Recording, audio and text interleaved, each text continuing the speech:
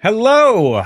Hi, everybody. Welcome to It's a Long Story, a place where we roll dice. We tell stories and we create magic. We are here with most of the new moon. Kay will be joining us a little bit later.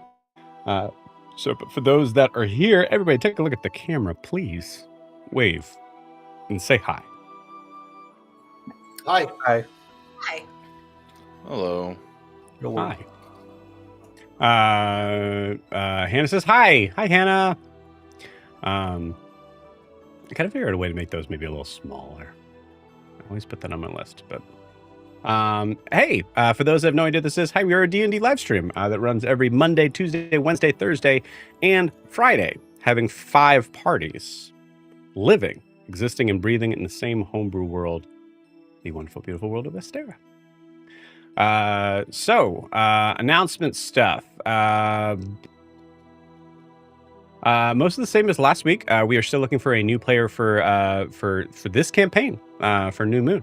If you notice this kind of like far corner right in here down there, you see the map.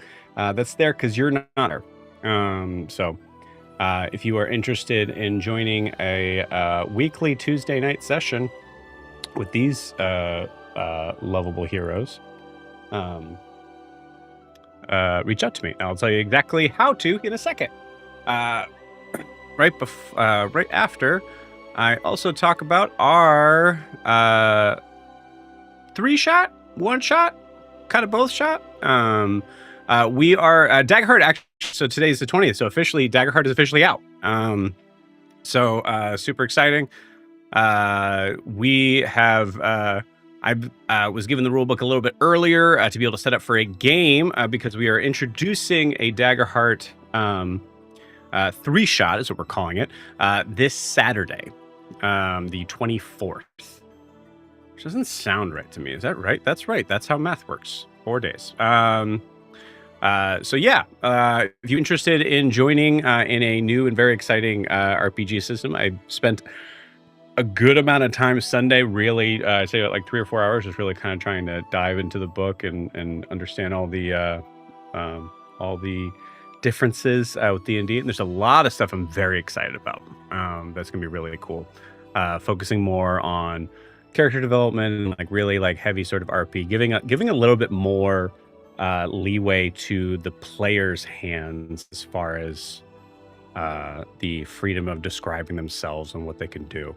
So I'm very excited about that. There are a couple things that I am interested in seeing if it works. I'll say. So it'll be a cool thing. I'm very excited to get started. You'd also be playing with this person right down there. Jack is joining. And as I hope I could say this, Jack, as Jack told me last night, he never plays 1-shots, hates 1-shots, but very excited to play Daggerheart and to be able to kind of jump into this. So And mostly because of that guy up there. So you should join. Mostly because of the ribbit on the picture. Yes, the frog. You are not true. Mostly because of Joe. You don't know. Maybe I'm playing a ribbit. I don't know. You don't know.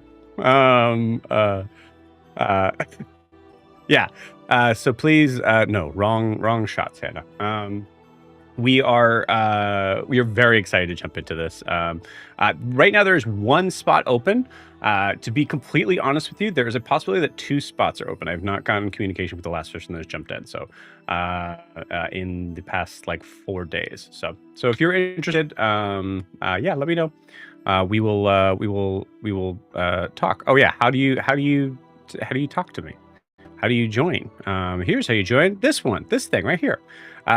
The link is startplaying.game/gm/it's a long story. That's where you can access all of the games that we have available. So that's New Moon is also on there as well. Although if you were interested in participating in New Moon, I'd recommend messaging me first before just kind of like kind of clicking that box and saying yes. Just because we want to make sure it's a good fit for you, for us, for the party, for everyone. Super excited for the future. It's really cool. I will say, this is not part of the announcement, but I will say, there is so much about Daggerheart that I find interesting do see it as a viable replacement. I will be honest with you. I'm at that point.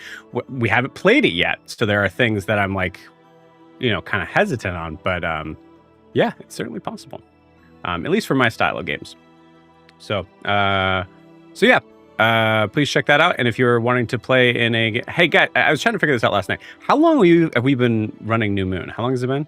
Over 2 years. Okay, cool. I nailed it. Pretty soon. We're on session nailed it. 113 tonight. A fortnight. Beautiful. We've been playing it for a fortnight.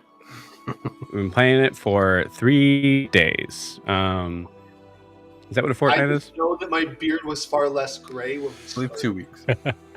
I was but a child when we started. Yeah.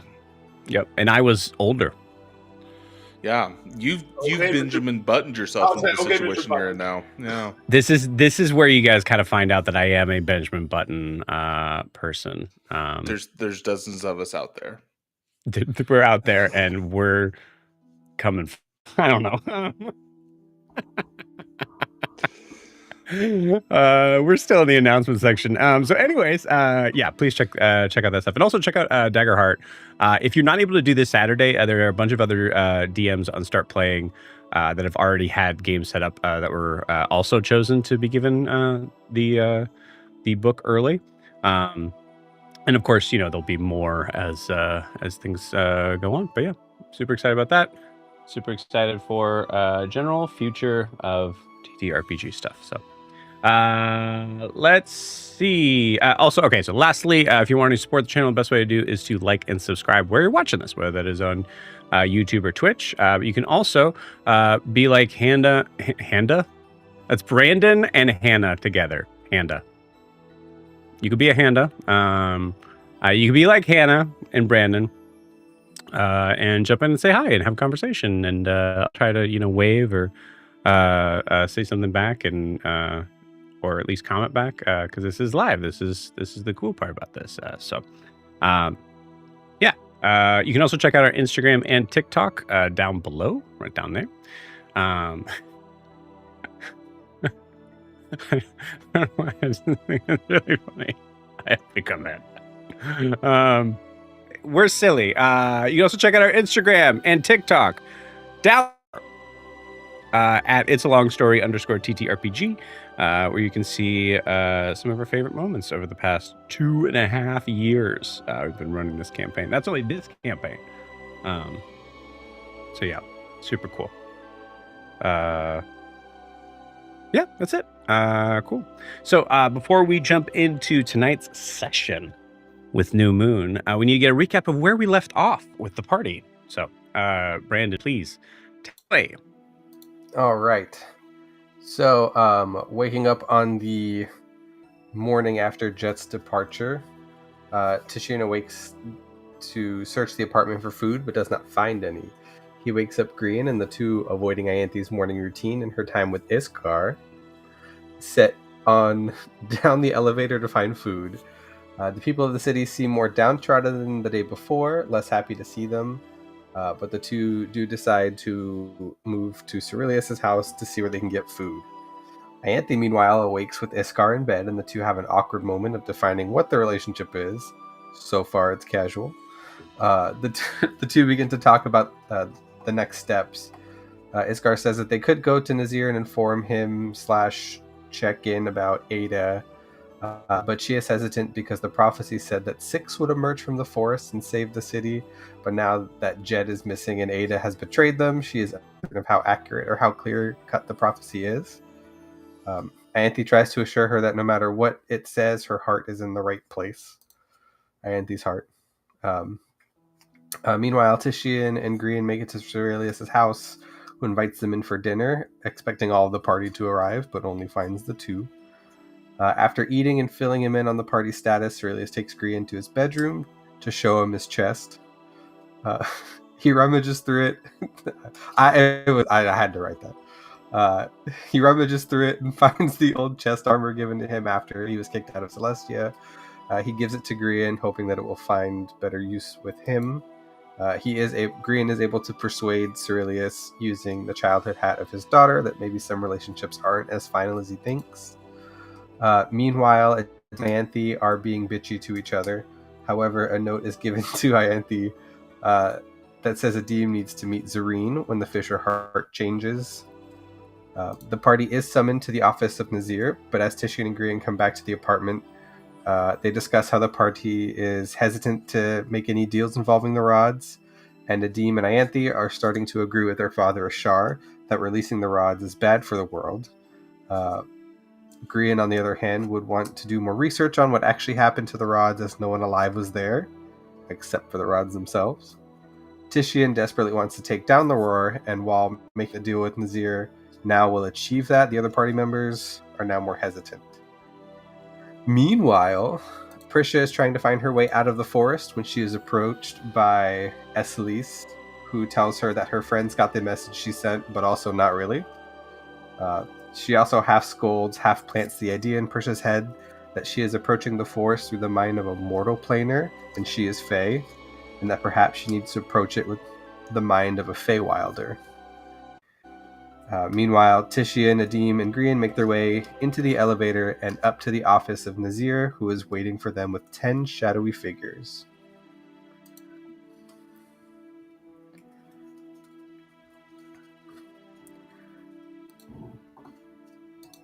Oh, okay. And then Brandon was done. Thank you, Brandon. Appreciate it.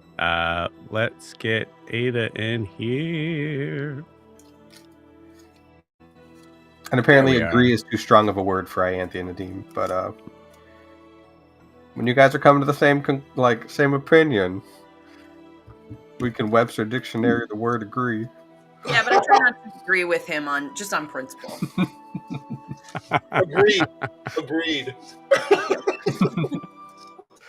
Agree is a strong word.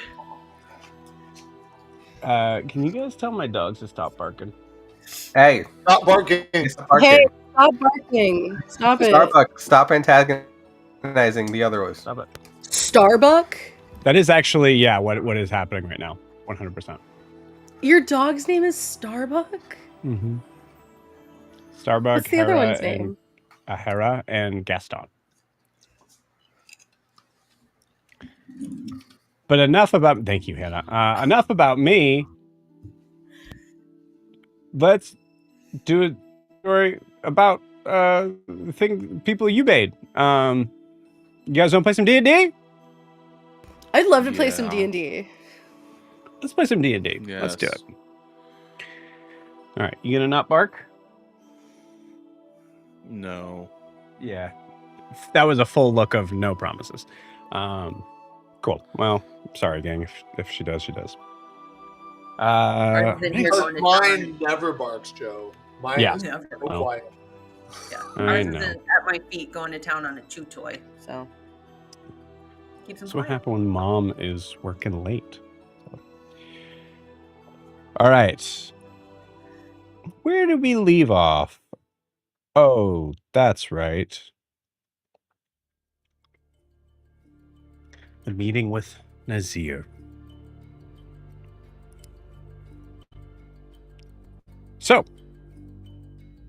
as the doors pull open, we see High Speaker Nahzir.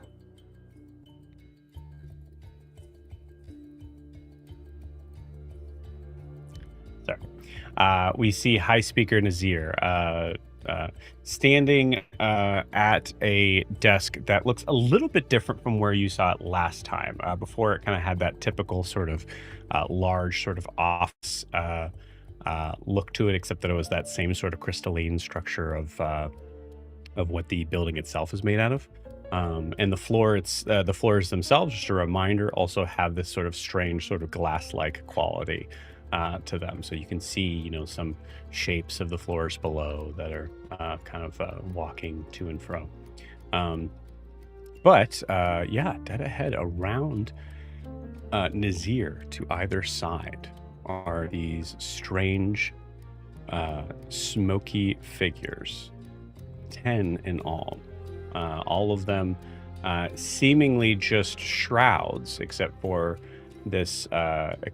a rather somewhat humanoid looking head and eyes. as the party enters, is there anything you guys want to do? You can wait for Nahzir to speak.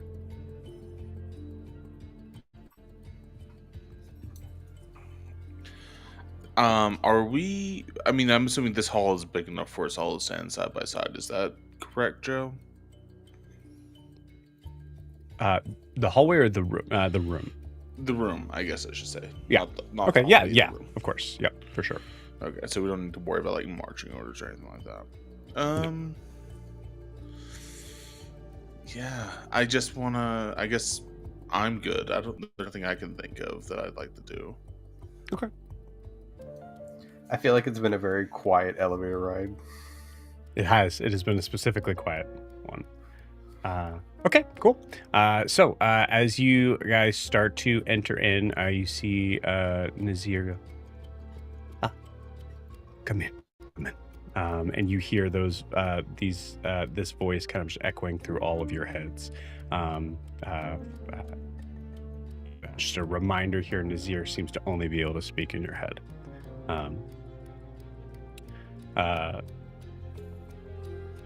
Well,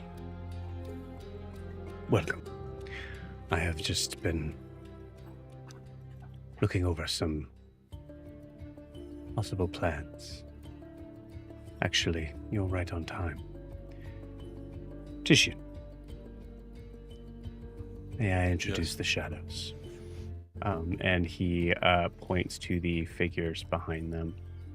You see all of them kind of almost robot-like, kind of in time, just kind of like nod their heads. Their names are not really important, but you can call them S1 through 10. S1 through 10, amazing. You've given me a ghost army. Okay, cool. I if they're bowing to me, I just sort of take that on, and then like I give a little bit of a bow back. Okay. Careful not to go deeper than they have, if that makes sense. Yep. So, I have some ideas for plans, but they require some specific questions. Anyone who wants to roll me an insight check here certainly can. Yep. Oh, yeah. Oh, that's a very nice start. 19 for Adim. It's a dirty 20 for Green. Nice. 18 for Titian. Okay. All right, I got a 14. Quit bragging. Nice. Okay, cool. You pretty much everybody except for Ianthe, and this is something that may come up at this something that kind of like points specifically as a kind of sort of maybe answer to the question here. Nahzir for sure knows what went on in the past 12 hours or so. There's no way he couldn't. But it's not coming up in conversation. He is bulldozing straight to the plan. And I think... I was just going to say, I think for those that got, I would say probably like 18 and up, which is, I think everybody except for Andy, you get the feeling that that was intentional.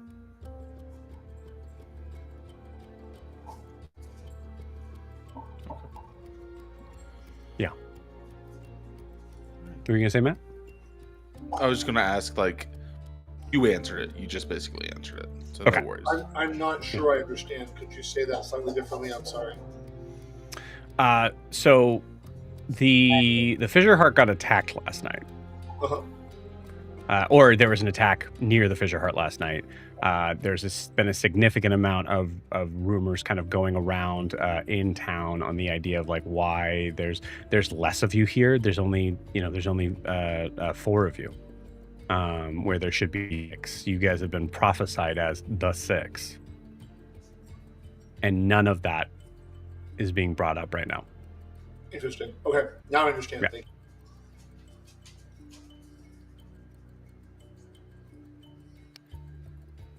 So does he have like battle maps and stuff laid out in front of him, Joe? Does he have like battle maps? Yeah, good question. He actually, Yeah. you don't see any maps in front of him at all. You actually see what's pictured here, this kind of purple sort of desk.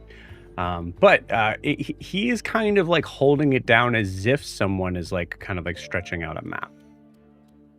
Okay. If you're ready, I will ask my questions that are needed.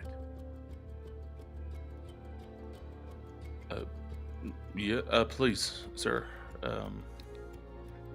Absolutely. Of the Night Leaders, the pride of the Roar,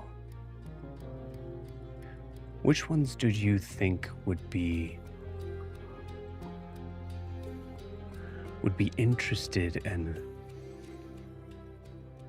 answering questions as opposed to dying?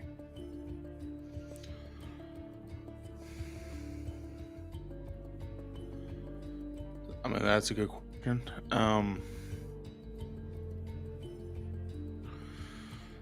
If I had to make a guess of it, I mean, they're all willing to die for the cause. Egorin feels the most slithery, though, most slimy. I'd say he'd be the most likely to try to save his skin if he had to, if the situation came up. Would this be someone who would fear exposure? Is there something that would be worth instigating on more of a public disgrace?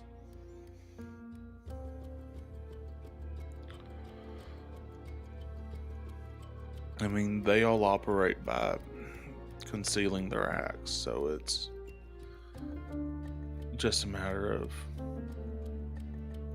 none of them are clean, if that's what you're asking. Would any of them have information they would want to get out?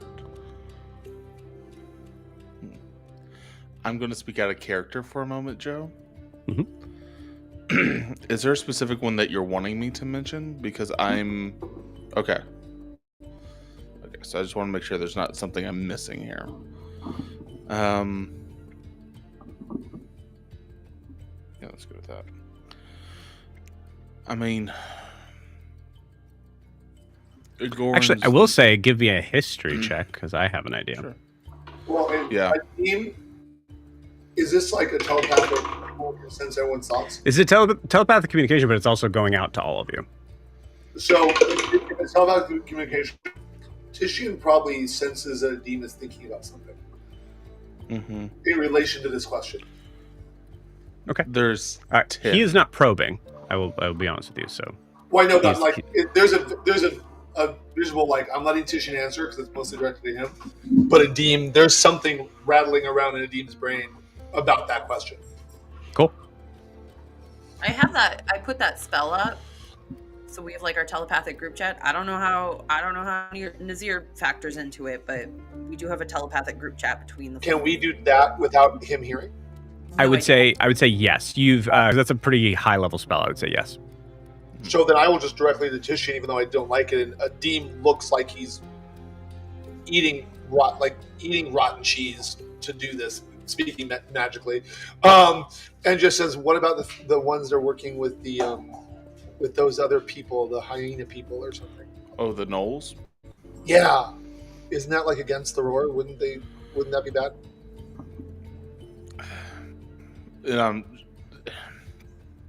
It could be, but for them to operate inside the city, they'd all have to be complicit with it. I think it's not. But have we seen them in the city? We saw them at the tavern when they killed Millie. Yeah. Oh, okay. Never mind. Sure. That was my thought. Yeah, I'm pretty sure that they did. No, I would say the one that you might Eros, the elite night leader. He's probably the most most concerned about the image of his units, of his overview. Okay. And What'd you get in that history check? The image of it. I got 10. Okay. I'm gonna give you advantage because you did name the right person. So you want me to roll again? In my head. Yeah. Okay. For a history check? Now, if you're giving me advantage, am I still rolling with disadvantage because I'm exhausted? Or is this a straight roll? I guess this would be a straight roll. Okay. All right, that's a 19. Okay, cool. It's been a while, and it was something that was mentioned, and then a lot of things happened, and it kind of just ended up getting swept into the rug. But there's something very interesting about Eris in Mir that was brought up in the idea of the heritage, the ancestry of Eris. Right. He's like part Tabaxi, right? Nothing has been confirmed, but there was a thing that came up that was pretty interesting about that. Right. That was way back when. Okay. Yeah.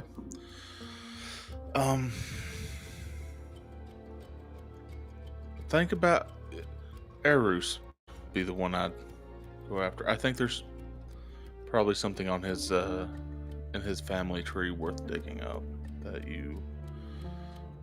I don't know, that the roar might find interesting, but I don't know. Interesting.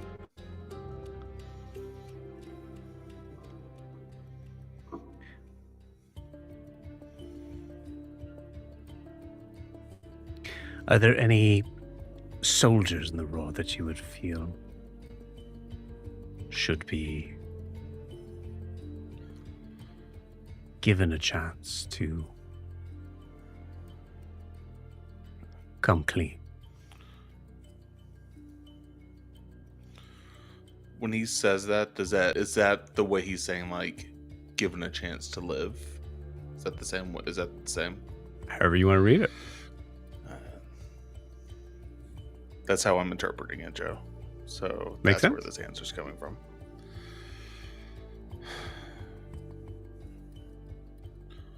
Yeah. The Commander Hobbs will be one that I would say is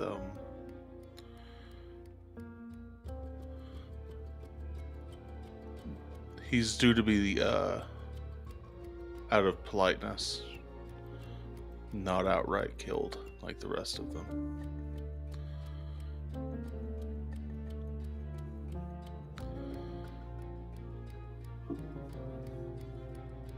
Understood. And the reasoning why you might believe that he can be persuaded. Because he's my brother. And as blood, I just can't. I can't put him on that list immediately.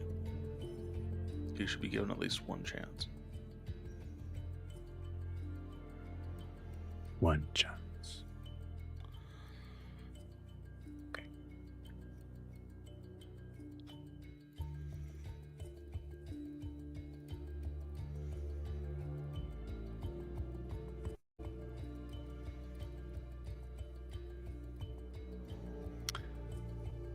You mentioned specifically that there's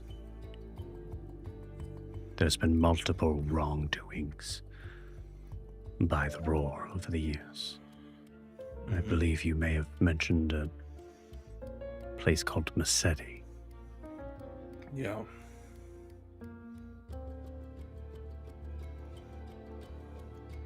Is there anyone else besides you that seemed to question what was being done there? Being done at Massetti during that night? No. Dean's going Not to of jump the in roar. again, just to Tissue, and say, I don't know if this matters, but I think his name was Basilius, did not seem to be against you, which You means mean he... Is it Sorry. Basurus? Or Basurus? Basaris, Basaris. the old Leonin? Uh-huh. Mm-hmm. He didn't seem to be against you like all the others. He might question it. I don't know. I would say, to reply to that, I appreciate that, but I think he was also scrying on us for the majority of the trip. All right. I would just hate to see someone undeserving be killed by these shadows. Right.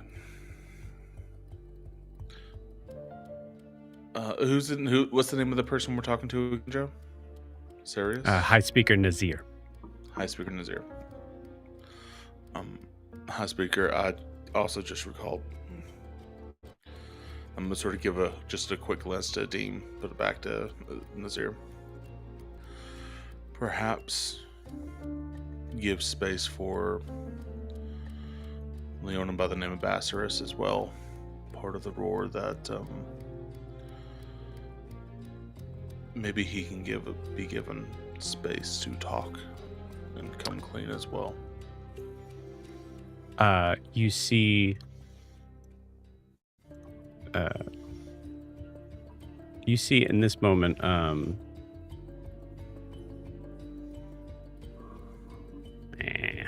are you?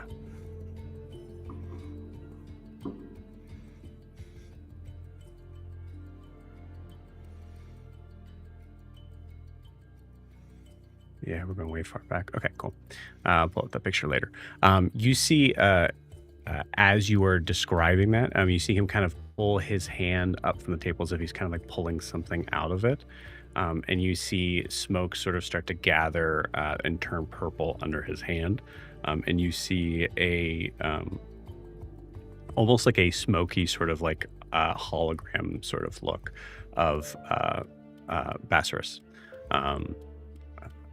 As you see him just kind of like looking and studying. Member of the Elite, correct? Jakovar. Yes.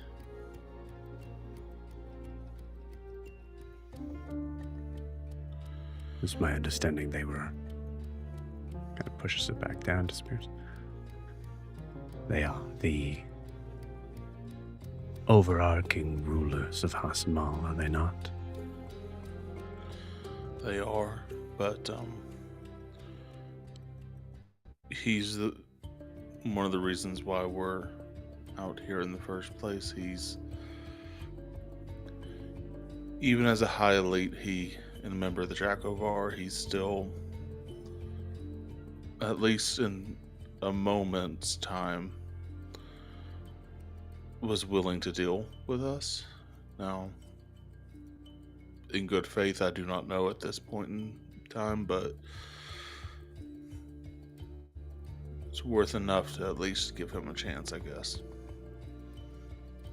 More so than the others.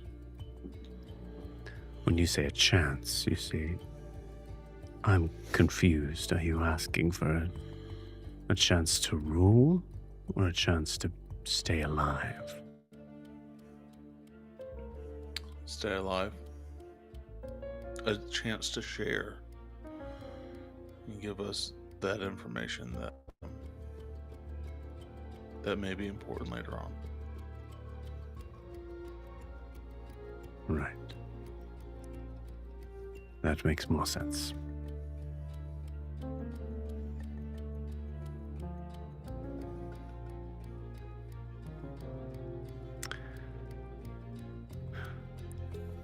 If an order was given for mobilization, who would be the one that would be best to intercept that message? Who would for sure have it on them? Are Are you talking within the roar? Or are you talking about... Yeah? I mean, Eru's the one that gives orders. Runs around. You kind of cut out there. What do you say? Eru's is the one that helps lead the majority of the roar. But Agoran is also the tactician, so either one of them.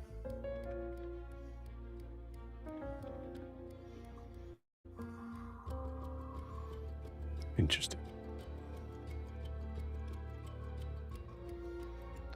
There have been a couple other names that have been brought up. Interested in your opinion on how best to be able to handle them. Trail, Glowdring. Mm-hmm.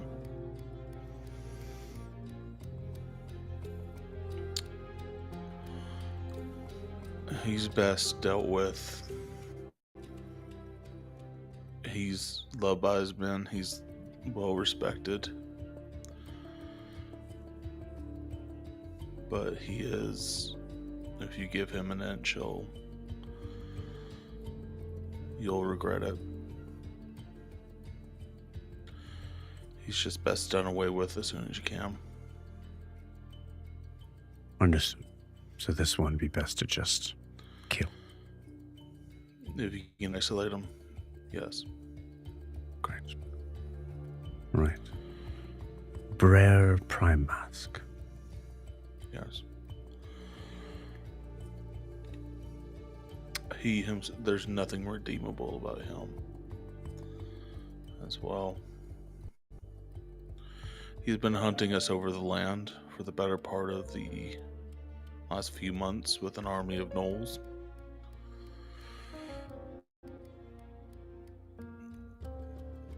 I would recommend killing on sight if given the chance. Did you say gnolls? Yes. Gnolls that seem to have some sort of enhancements, abilities of teleportation, intelligence above what would be expected of them. Given the information that I have received, that would be highly irregular to members of the elite. Is it possible that Jakuvar are not aware of this? Highly unlikely. Jaguar are the ones that control the information. If the roar's a sword, they're the ones holding the handle.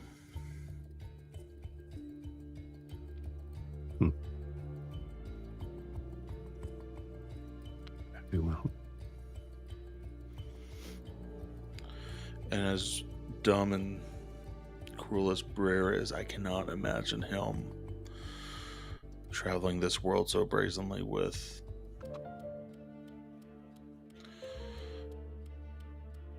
gnolls and not having that permission.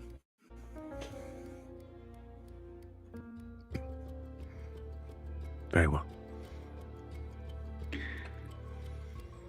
My plan of action is based on many years and times studying and reading the falls of nations.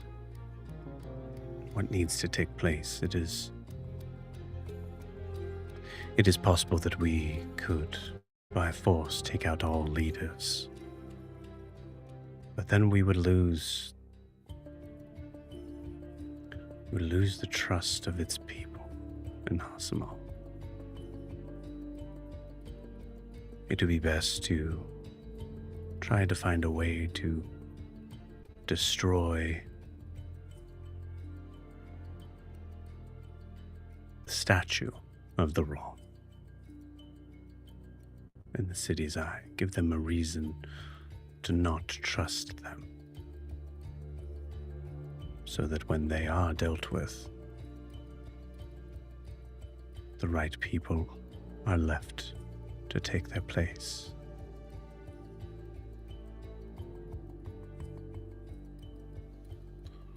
What right people are you talking of?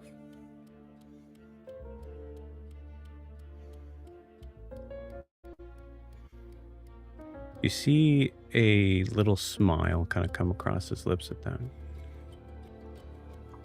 Whomever you see fit.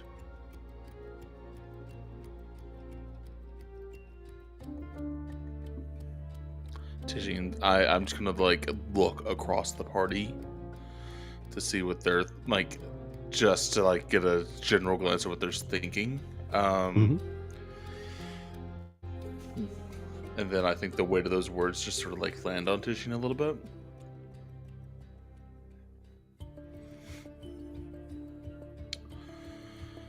All right.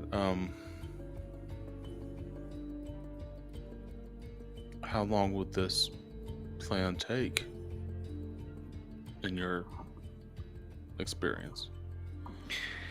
Well, beginning pieces of it have already been set in motion. So I was able to gain the information that I already have. Our friends work quickly. The goal here is, as I understand it, Mir is the main area to keep safe, and while there may be very, very many reasons to pull the roar out of it, it is also a very good place for a middle point.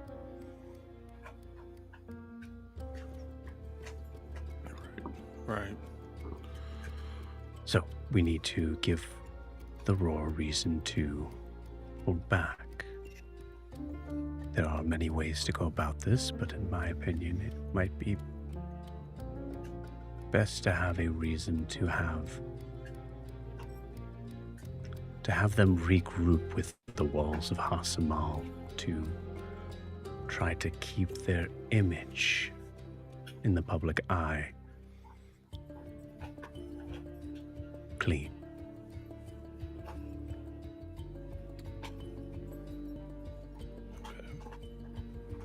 It has been clear in the information that I was given that most citizens in Hamal know very little about what's going on in Mir.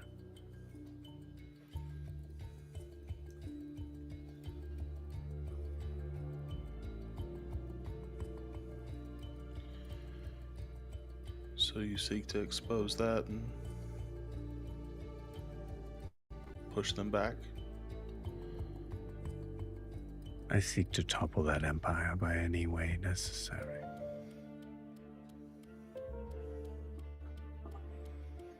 With your help, of course.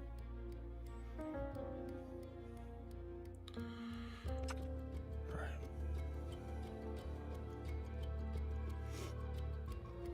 Right. Okay. I want to purposefully leave space for other members of the party. Yeah, you say like you look at the other members. I'm looking at the other members to see what they are.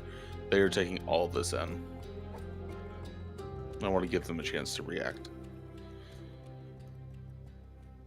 Forgive me, High Speaker. Have you performed a coup like this before?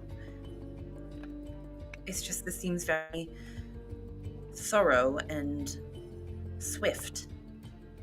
Well rehearsed.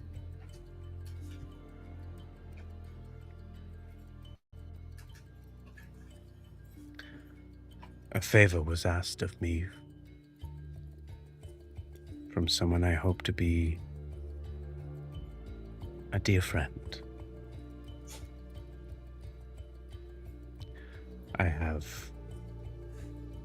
limits of power just like anyone else, but most of what I've been able to accumulate over the generations of waiting has become useful in moving swiftly and decisively.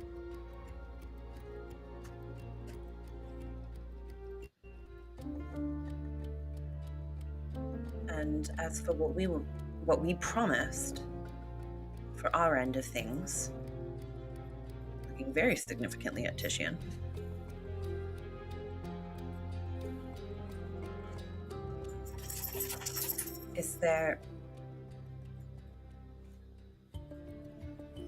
We have a rather difficult task ahead of us, one that could take some time.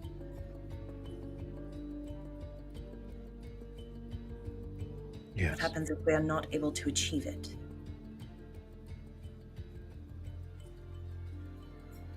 From what I understand, these ancient ones are well hidden and possibly well protected.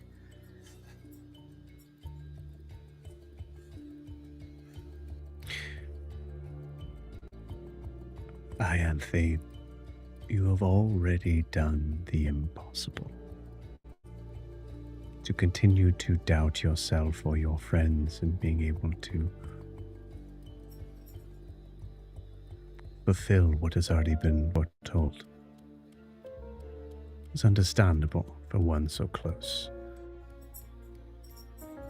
But if you need someone to bolster your confidence, consider me your biggest fan.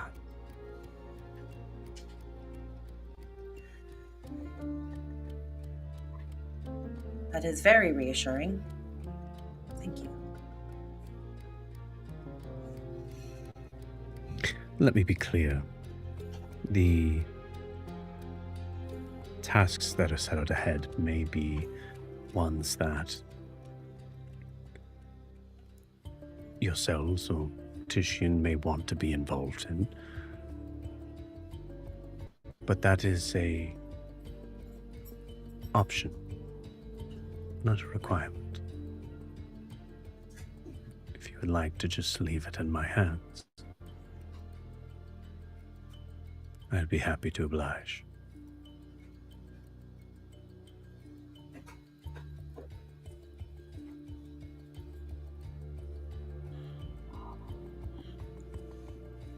Can we I want have to say to everybody else, is he offering us this coup for free? I think he's offering to do it for us. And then release these rods for us? That's my question. No. The overthrowing Hasamal. Oh yeah, that I got. He's willing to do. He's willing to do without your help. Oh yeah. This is why I asked in the group chat, because I got confused.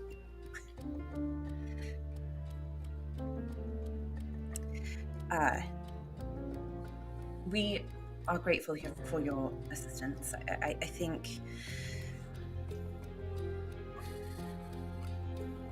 there are some personal vendettas that need to be resolved. So I think I speak for us when I say we'd like to be involved.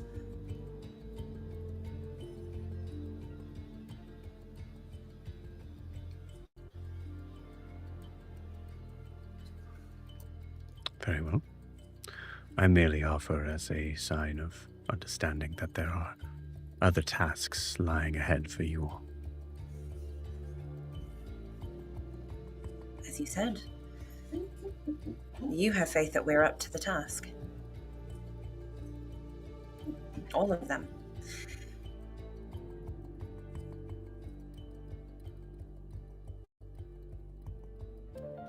Very well.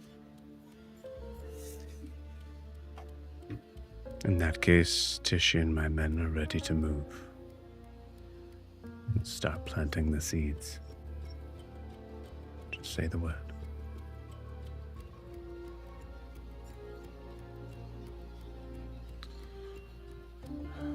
I think at this moment Titian is I'm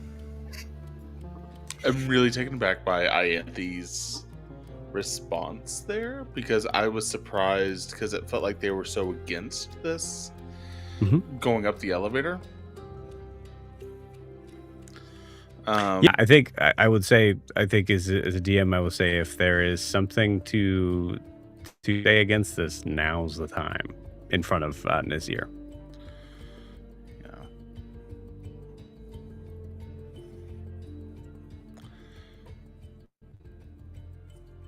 Going once, going twice. Brandon? Yeah, no.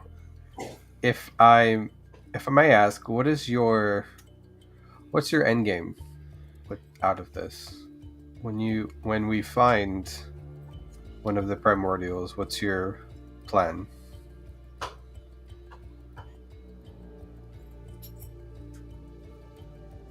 I apologize. I thought it was quite clear in our last meeting.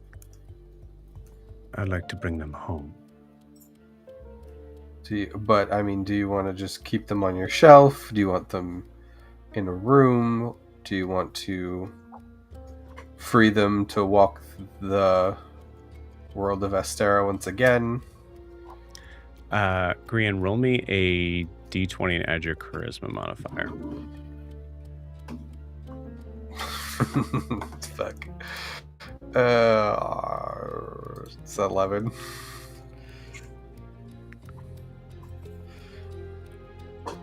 Grian, I understand that your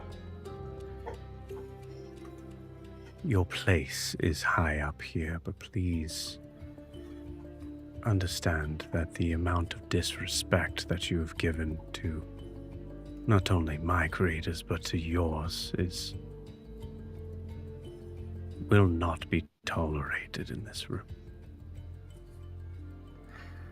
I mean no disrespect. I don't know if it's a translation issue. To bring them home could mean a few different things. I just want to know what that means. You do not shelve your ancestors. What happens when they come home?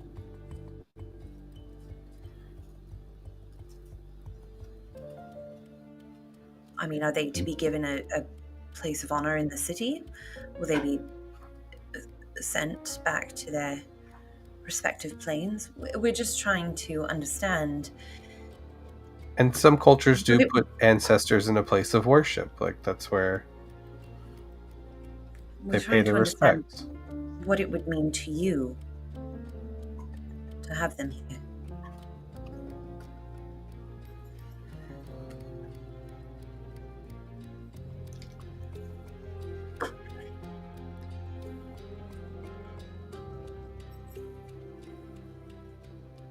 I plan to be a conduit of their will, as I hope that I have been these many years. I plan on continuing to do that, but knowing that the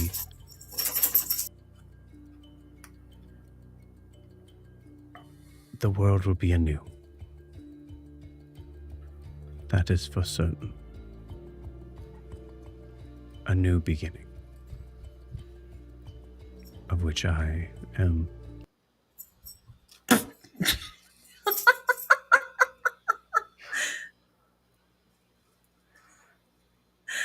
Of which I am gone.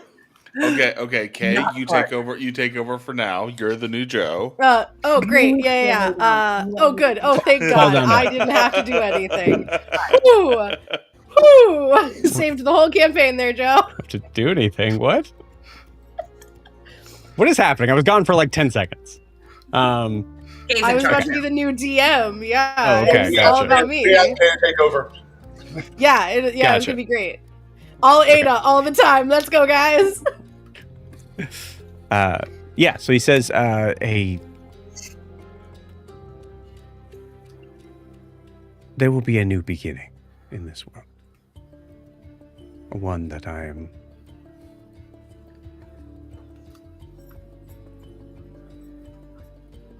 ready to welcome with open arms. And whatever they decide. As they should. Creators should have a say over what happens in their creations.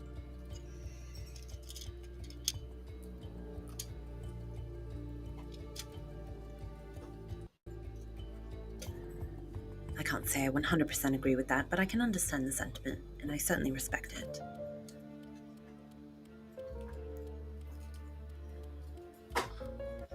Well, then in that case, it is good that you have another place to go to if you don't agree with this one.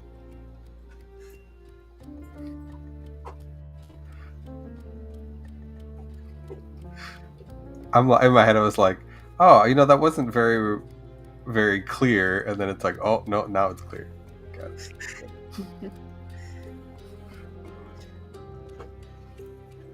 As I said, I respect it. As I respect your decisions. I'm very glad to hear that. While that bristly conversation is going on, I use the telepathic bond to talk to Titian, not to Nahzir. Yep. And Adim says, I don't like a lot of what he's saying, but I understand why you're interested in having it done. Rather than have him go off on his own, what if he seeks out and gets more information and discovers it and brings it back to you so you can decide what to do from there?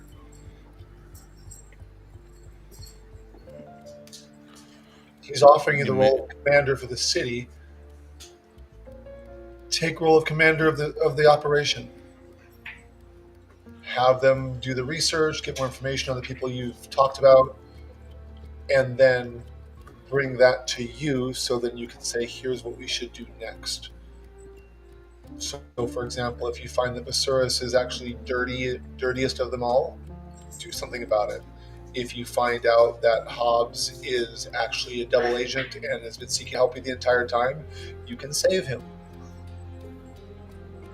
Right now, it sounds like he's willing to just go off half-cocked and deal with it, taking it completely out of your hands, and people who don't need to die might.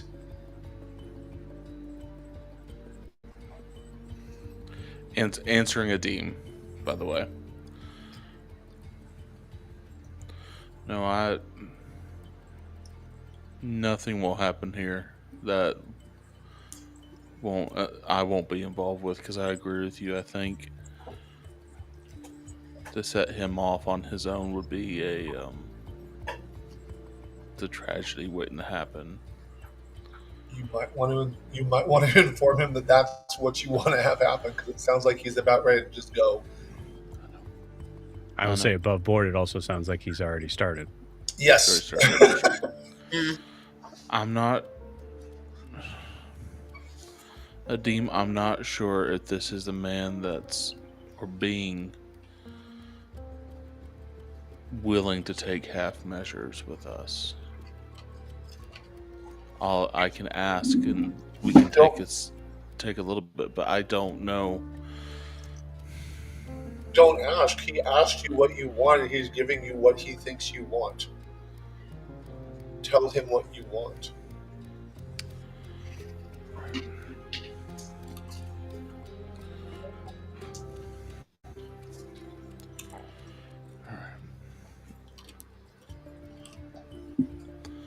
Thank you for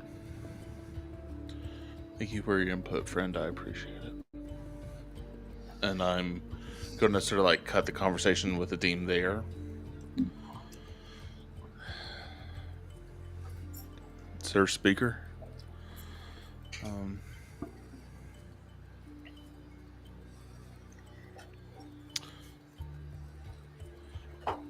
I would like a little bit more time to prepare for the assault, but I will be there on the front lines with you when that time comes. Right now, I do ask that your men build up levels of information so that I can better help to strategize and decide on the proper courses of action throughout this campaign. With all due respect, sir, I just want to make sure that I want to make sure that I'm of use in this moment and up to the standard that you set before me.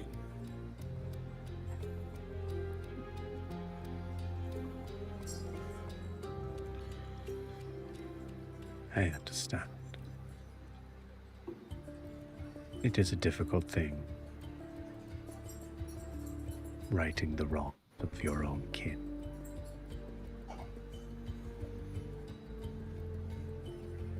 No. I will collect as much information as I can, in the assumption that we are in an understanding of one another and working together.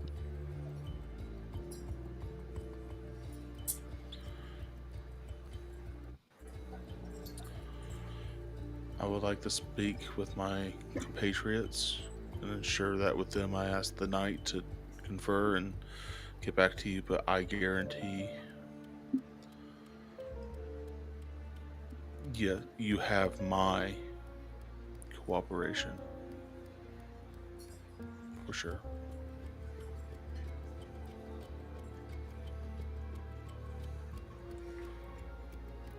Glad to hear it. In this moment, I would like everybody to give me a religion check. Oh, motherfucker. Except for Ada. Ada, you want to do my religion check for me? Because it's going to be trash. Dean got an 18. Which is weird. Okay. I got And an track. 18. Hey. Mine Okay. tracks with an 8. I don't Joe, I roll got a religion checks, guys. You do. You've rolled a lot of religion checks. in this None campaign. of them been above a 10. All of them bad. Never. All of them. It's incredible. Joe, Plus one. Joe, beautiful. I rolled a nat 1. Okay. I rolled a nat 1 religion check. I think it makes sense. I mean, Tishun, you're focusing on you're on the precipice of being able to change your city forever. In a way that you've only been able to dream of before. Yeah.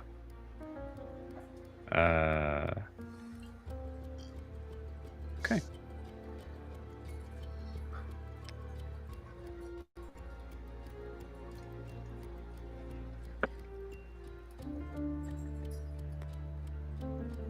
Adim and Ianthe.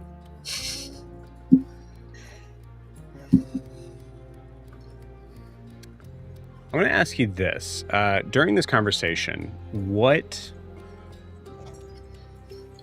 have you all been focusing on? I think there's like an obvious answer here, and you can feel free to say that obvious answer. But I'm just trying to kind of glean a level of like what would be the main focuses.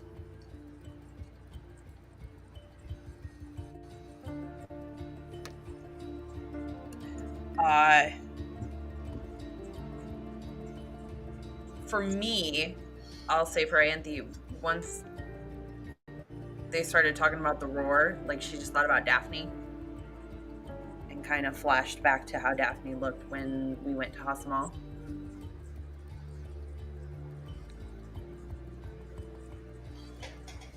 Okay. And I think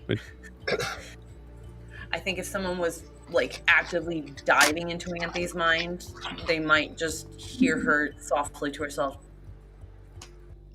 Don't think about Massetti. Don't think about Massetti. Like actively trying to keep it out of her mind. Okay. I'm not helping you. All right. Makes sense. Deep? It has shifted quite a bit through the conversation. When we first got there, is I was out the window watching, I forget the name of the thing that he's waiting for it to change. So at first he was just like glancing there when he was just talking. But then as the speaker started saying what he was saying in our heads, Adim shifted very carefully to watch both Titian and the speaker. He doesn't really like what he's hearing, and he's kind of like going back and forth watching the two. Rather like as impassive a face as he can manage. If you want me to make some kind of roll, I will, but just kind of just like listening, with the exception of what he said to Titian. He's not spoken to Nahzir. He's just watching the two of them back and forth. There's something about it that stinks to him. He doesn't like the fact that this guy is. Anyway, it doesn't matter what. Doesn't matter why. That's what he's watching. Titian and Nahzir. Those are the two. Because those are the two that are talking. Okay, cool. So I will say for both of you, in that case, both of you are. I would say for Ianthe, there's a level of like the mind is not really in this room as the focus. It's really thinking about what the circumstances are surrounding,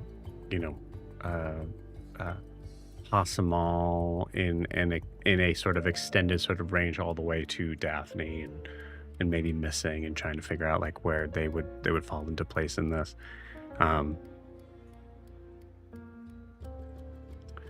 And Adim, you've been focusing more on the interaction and the sort of the idea of the relation, the kind of budding sort of, budding's the right word, but the beginning sort of, the beginning sort of tracks of the relationship between Nahzir and Titian. So here's what I will say with that. Both of you recognize in this moment right now, as it seems like the meeting's kind of like coming to a close, no one's been focusing on the figures behind Nahzir. Oh no, not even a little bit. I mean, I'm going to see them when I look at Nahzir, but I'm not focusing on them at all. Mm-hmm. You're right.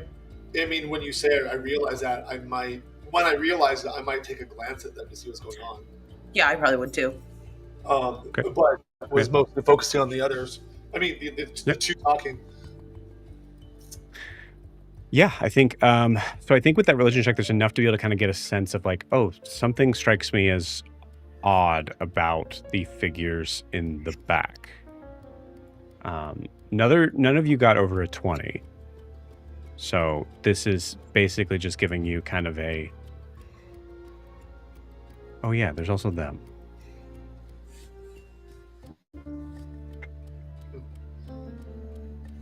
Are they all still there? They are. Okay.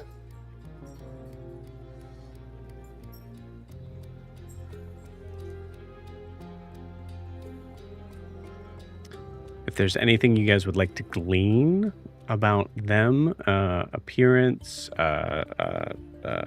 seeming like seeming intelligence, right? Like whatever, what have you. That's completely up to you, but you need to tell me what it is. I have a thought, and I think it's Adim's thought. So I'm not trying to. I'm not trying to be Jack right now. I'm trying to be Adim. Yeah. And obviously, if the answer is like, I just do not think the character would be focusing on this, that's totally fine. Well, with that role, since I have begun to realize they're there, and with all the weird magic going on around Adim, Nahzir's mentioning of a lot of very specific names. When he named people, or when Titian named people, do I recollect, or do I see, now that I'm thinking about it, any change in the 10 when names are mentioned?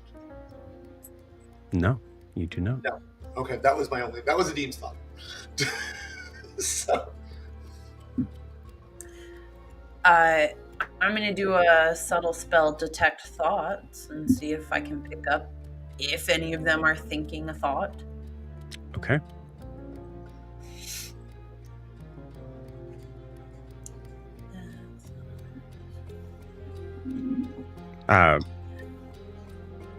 assuming you're doing that. You get nothing back. That's very creepy.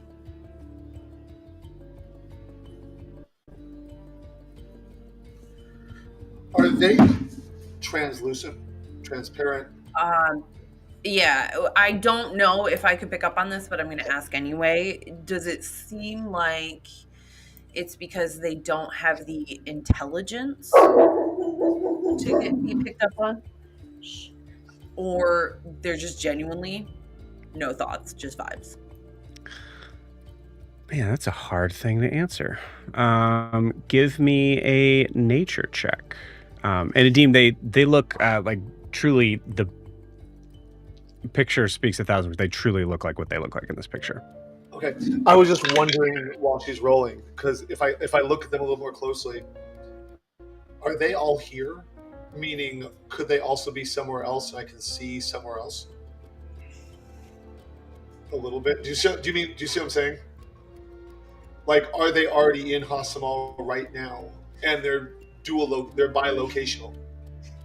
Are they like clairvoyant type things? Tell me how Adim would be able to figure that out. I would. Sorry about the dog. I'm not. That's why I said, do they look like they're all here? Like, if I look at them, can I see through them to someplace I shouldn't see in this building? Oh, okay. There is no like visual representation of them not being here. Okay. Because Adim wouldn't be like, and I do the Arcana check. No, he's like, can I see someplace else? No, okay. So. Anthony, what'd you get in the nature check? 11. 11? Okay.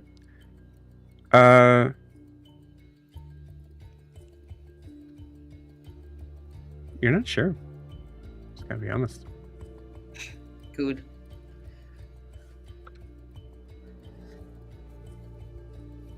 Currently, Dean has nothing else. He still does not That's like fair. this, but he's like, Yeah. Sorry, yeah, Alex, I can I don't say want to something? interrupt. Tishian failed the religion check, so he's not going to have these thoughts. But he is a soldier, so he has soldiery thoughts. I think he would want to look at them and glean. Do they have I'm seeing this image. They have no weapons. They have nothing of that ilk. You don't even I see think their he hands. would still want. Don't even see their hands. But since Tishian is in this position before he leaves, if it feels as though it would be possible, I think he would try to introduce himself to them specifically. To, as partially to size them up, but partially in terms of future collaborators, if that makes any sense. Okay, you got it. Yeah, go for it. So,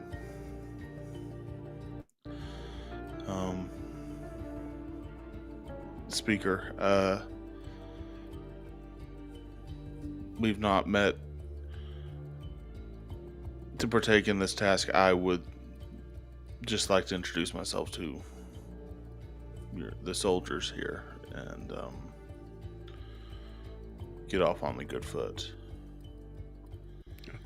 They are aware of who you are, but of course you can address them if you'd like. Yes.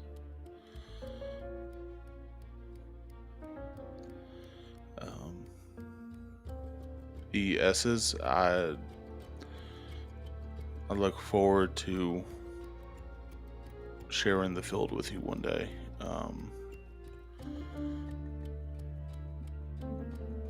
That is all, I guess.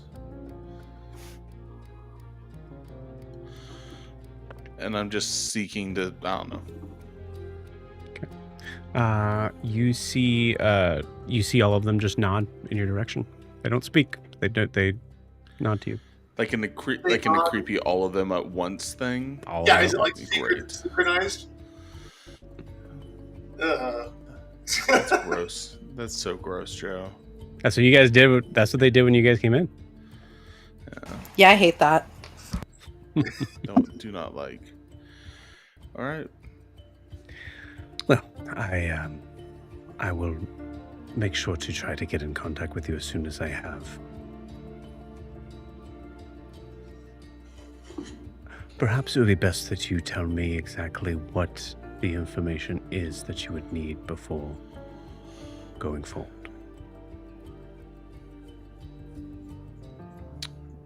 I would like to get a status report on what is exactly happening in Mir at this time. I'd like the whereabouts of Brer and the Knolls. And I would like to know the state of the city of Hasamal.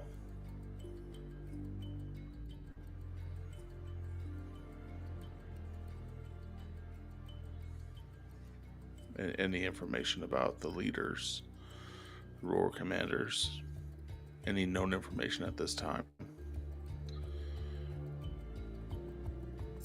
Very well.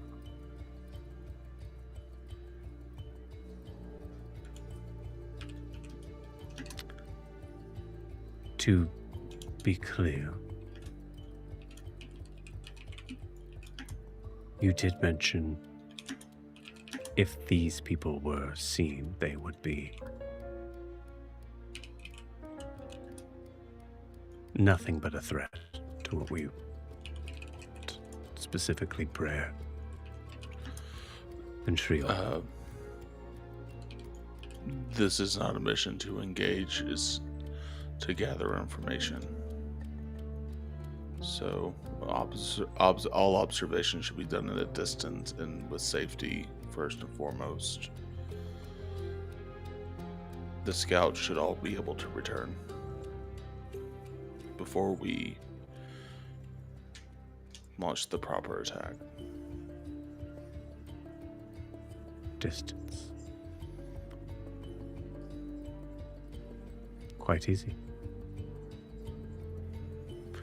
Very well. I will get you that information as soon as it comes across my desk. Thank you, Speaker. Thank you, Tishu. You all heard. You know what to do. And you see all of them in sync sink into the floor. That's not creepy at all. Okay.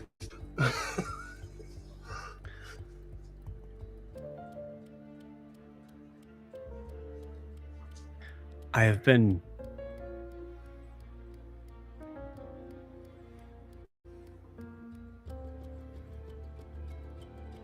I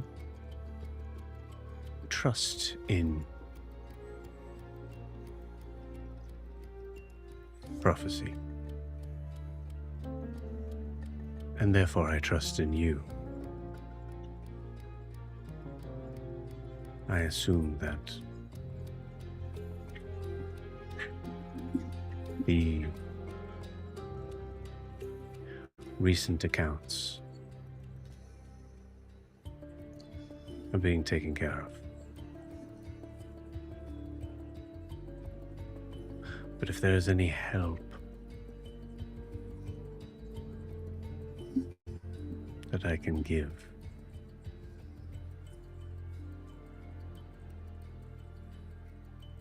just ask.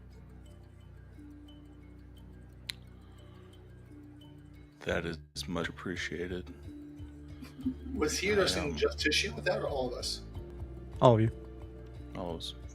I'd be happy to give you the floor, Jack, if you want to say something. Well, Adim, he has no chill.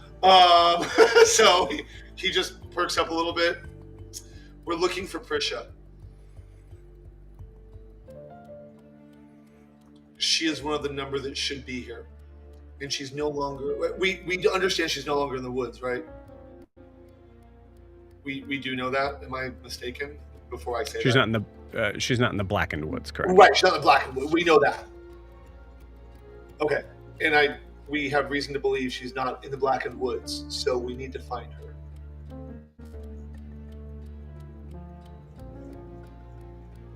That was not foretold, but that is not to assume it isn't true.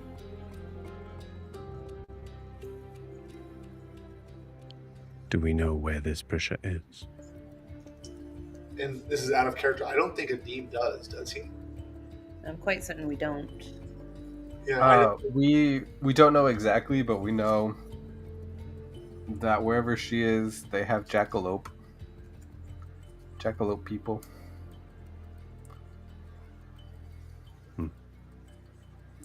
But as far as like where the party knows, I'm like, what? no, I'm telling you this.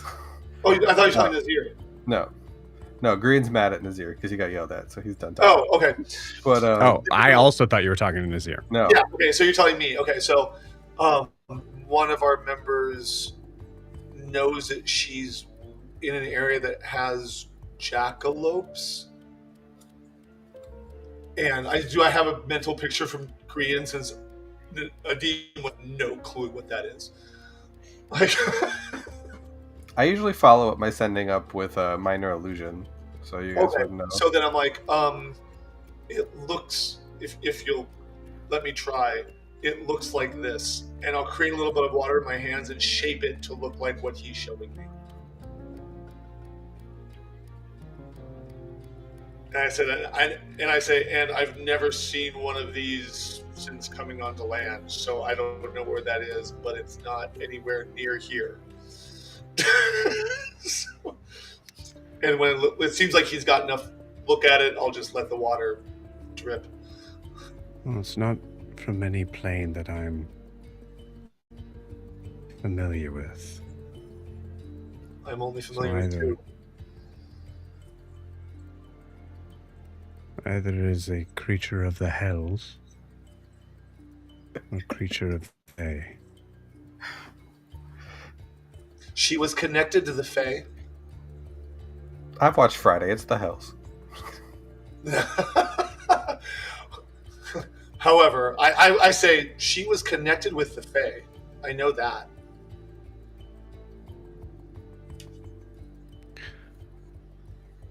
Then I will check with my admittedly few informants in the Fae first. Thank you. I think that would help both sides of this cause, yours and ours. Yes, if she is indeed one of your six, then it is imperative that she must be found. And I will, and I say, well, no, I say thank you, but then I look up at him again, and I say, and please don't think that Jet is no longer one of the six. He assists us even though he's not here.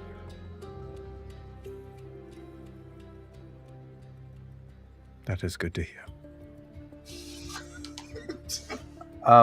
In the mental link to the party, does anybody want to bring up Ada, or do we want to avoid the whole Codex Rod situation here?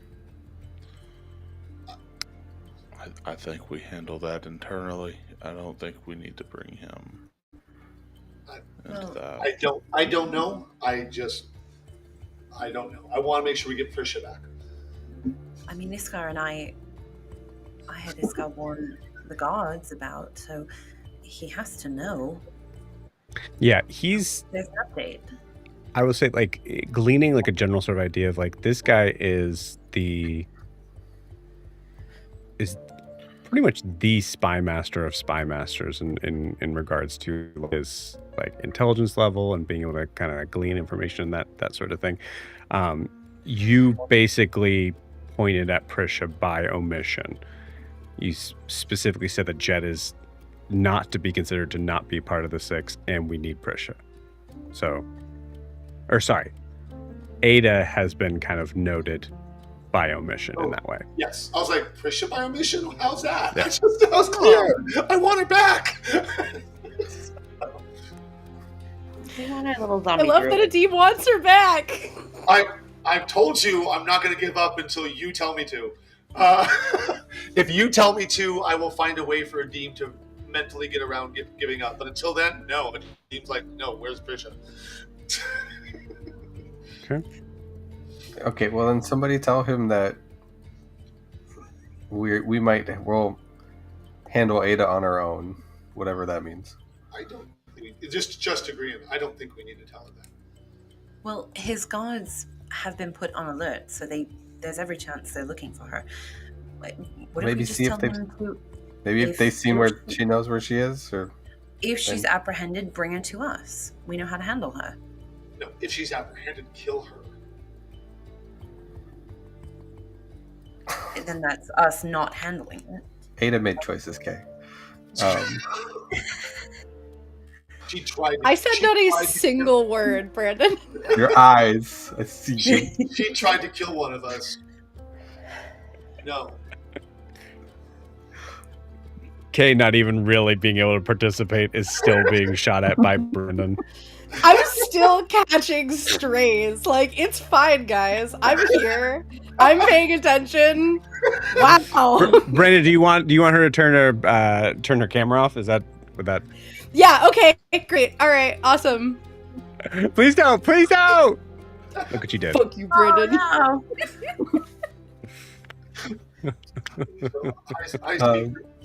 Well, no, I wouldn't even say anything because this is between the four of us, five of us, four of us. I'll share it with him. Green's just like, tell him that I said. No, I'll just turn. I'll turn to Nahzir and go. Grian says to tell you. No, I'm just kidding. Yeah. Harry, Ron said that he saw. Mr. Speaker, we would appreciate your assistance in the matter of our. I'm sorry. Nahzir. Yes, Nahzir. I just thought it'd be more proper. I'm sorry. This is a closed room. Yes, Nahzir. We appreciate your assistance in finding our lost comrade Prisha, but in the matter of the other that came with us, we should have that one in hand. Very well. Then I wish you the best of swift luck. However, I will add that if your guards run across her, I wouldn't mind never seeing her again. Damn, Adim just putting the hit on her. Yeah. You wound me, Green Man. I would like to. He just shows up behind you. I just want to remind everyone that while Ada was attacking Jet, Adim was like in a hot tub in his dad's kingdom. No, that's Let him leisure. Let him leisure. He has He was like deserved it. he was like chilling in an underwater hammock, and like poor Jet was just dying.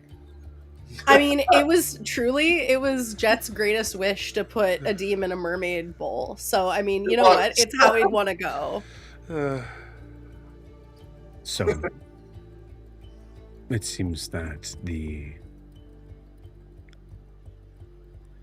infiltration of this individual has struck a chord on many levels. Is that correct? Well, for me, it struck a chord on one level, so yeah. She betrayed us and tried to kill one of us. I'm over it. I want to be clear. I can help you. Well, to be clear, I'm also more than happy to deal with it on our own. I'm just letting you know that if she turns up again in the city and your guards see her, don't play nice. Because you guys may see her before we do.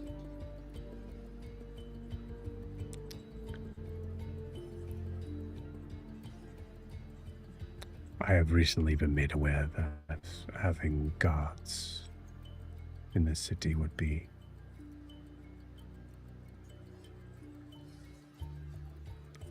an unfortunate necessity now. Sorry about that, but don't you already have one? And I point over to the, what's it called? The big thing that I'm supposed to be watching for. The Fisher Heart? Yeah, the fissure heart. Don't you already have one, the fissure heart?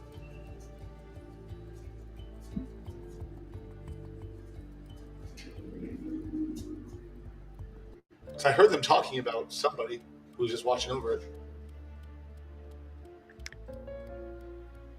Uduketh is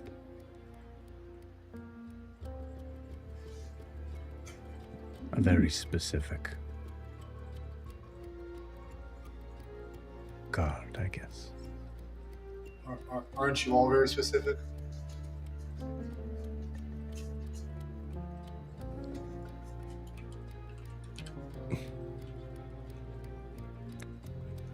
I do not wish to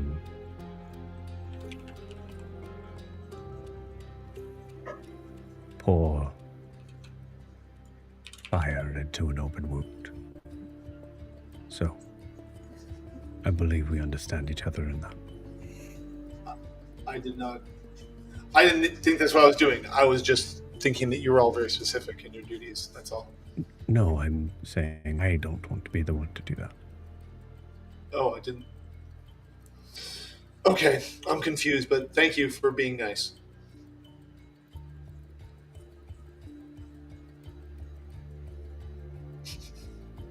He looks over the fissure heart and he goes, when does that change anyway?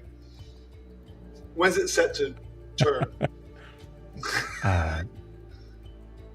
When evening falls. And look, about how long until that, based on... I'd say probably another 5 hours. Okay. Okay, so just twice sunset, sunrise type thing? Mm-hmm. Exactly. Oh, no, I say that to Nahzir.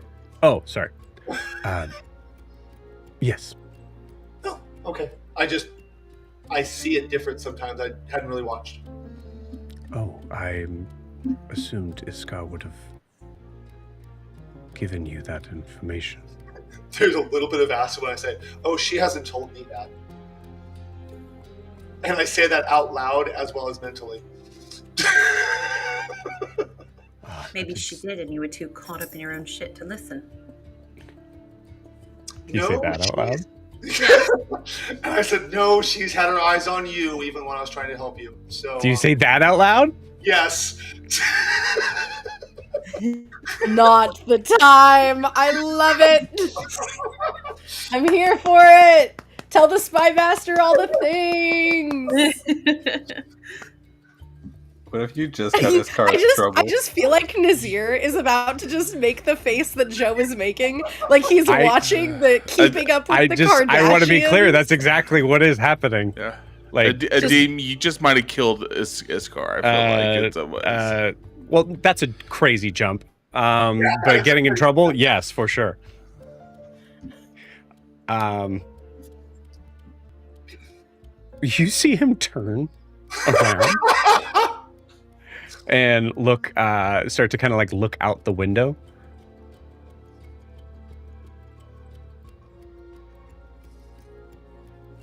Thank you for this information.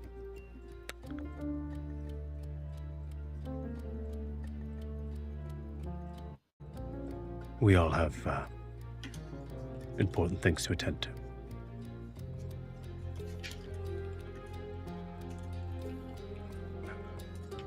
I wish you the best of luck in doing it. And you feel like a very kind of like Time to go. dismissive thing to that, yeah. Okay. I'll say, have a good afternoon. He just kind of nods, look out the window. I'll head towards the elevator. Okay.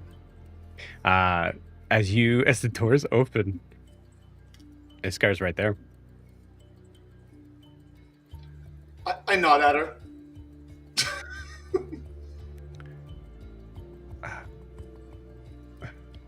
Everything go okay? I don't think so.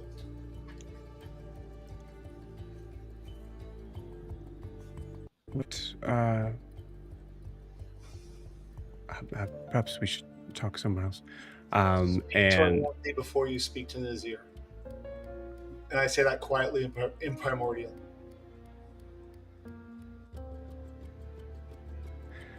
you see Okay. She kind of gives you kind of a questioning glance at that. And then you see Saruk, the sand genasi. Yeah. Iska. High Speaker would like to see you. And I look at her, and then look over at Anthe and look at her again. Like, talk to her. If you can do it. In fact, you know what? I'll put my hand over my stone and send to her. Oh, I'm telepathic communication. I tell Ianthe, Nahzir wants to speak to Iskar. She's out here. You need to send her a message now. And I'll go to the elevator. Okay. Yeah, I'll go stand next to her, and just say telepathically, "I'm so sorry. I wasn't thinking, and it just sort of slipped out." She stares at you for a moment, and then you see her eyes kind of widen a little bit.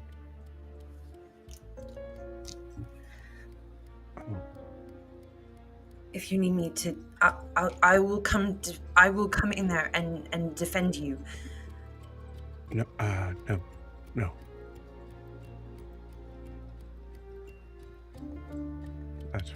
That would make it worse. I will.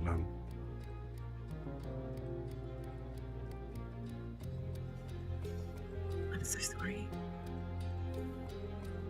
I will see all of you later.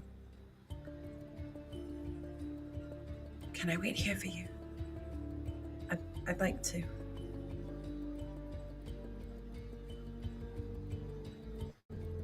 Might be best you didn't. Looks wise. I understand. Come find me after.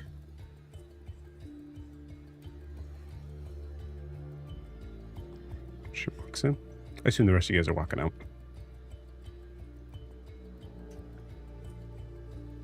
Yeah. Okay. All right. You guys walk out.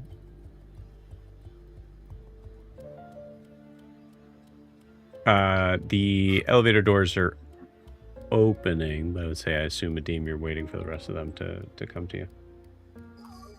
I have 5 hours, so yeah, I'll wait.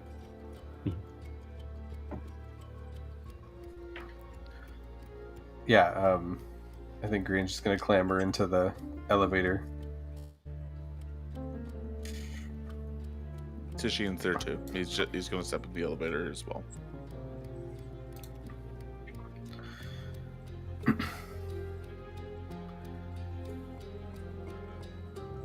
Ianthe, are you coming? Yeah.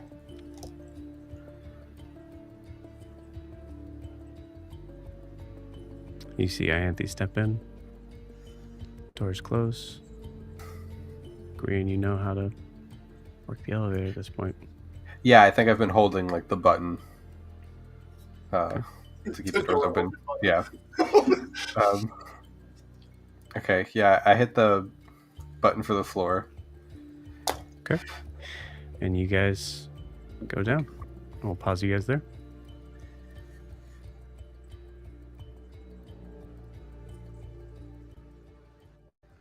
Ada. Yes.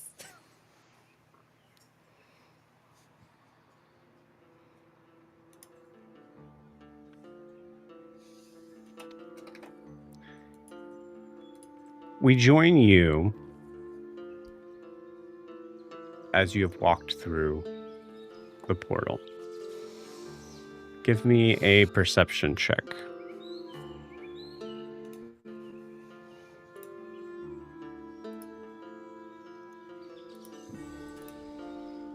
It would be really nice if Hero Forge would let me roll it. Okay.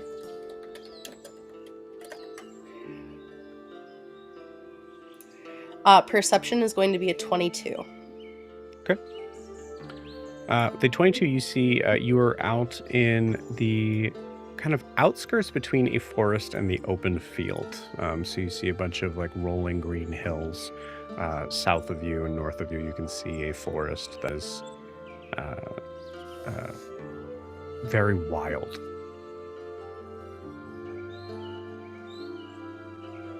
And I don't recognize it. Never mind. That's a kind of a silly... Okay, great. No, you don't. Huh. Well, it's not the jar.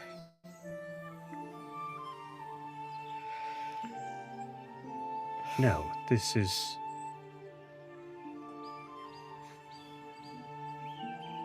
This is closer to a place called Massetti.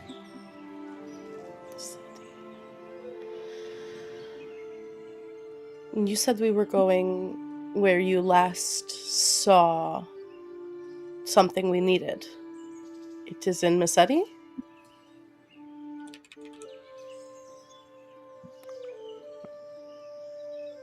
It was. I am not exactly sure where it is now. That's where we hope your hunting skills can come in.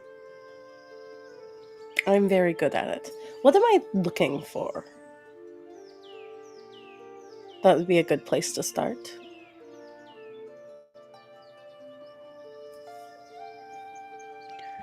An encampment.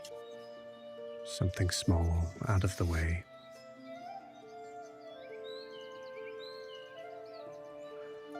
Signs of what you would deem to be a place for a small family to be. Interesting. Okay. Not a homestead, an encampment.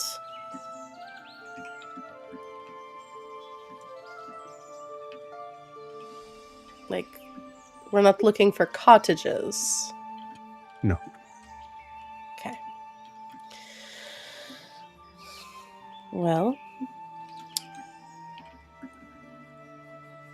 All right.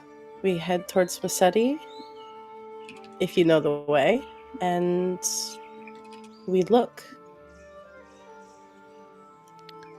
There is one more thing.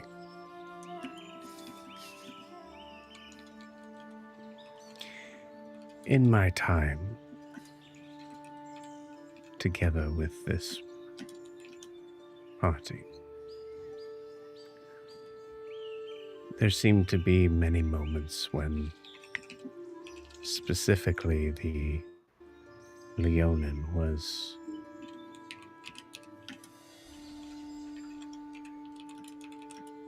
threatened. It seemed that there was a situation, a story there that was only able to be picked up in pieces. But it sounds like our Titian at one point in time was a very bad boy.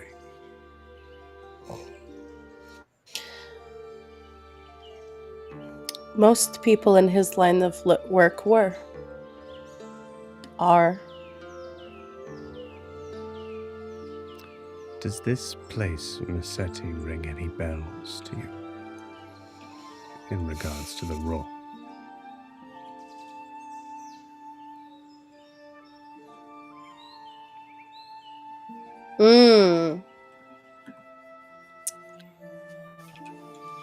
Do I need to roll for that? I don't think it would. Okay, that's... Yeah, your husband's been gone for some time. Okay. No, I'm not 100% sure I've ever actually heard of Massetti.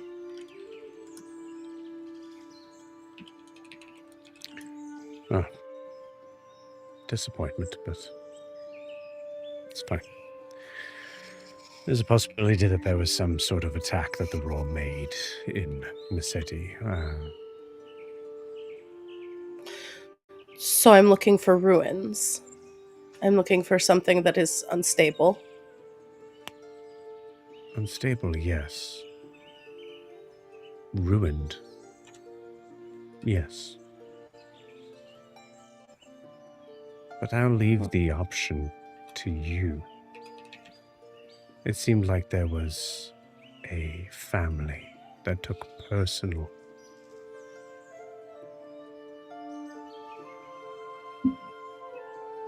rage like I have not felt in some time towards Tishine. I guess he was able to snake himself out of that one, but it is possible that if you were to find these people, that maybe you could win their hearts over a little easier.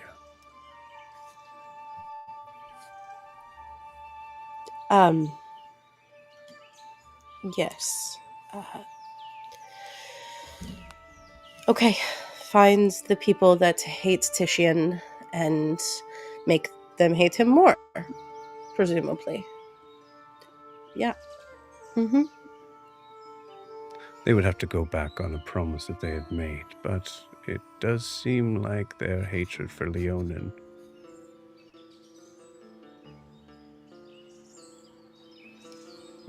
is a knife buried a little deeper.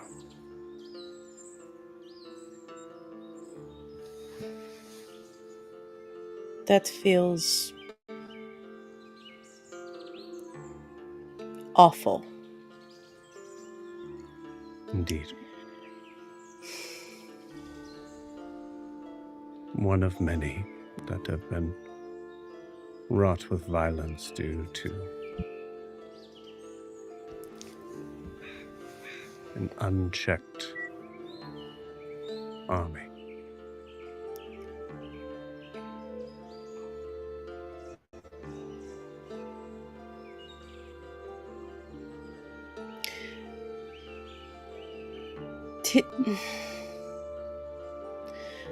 I don't know if you know this.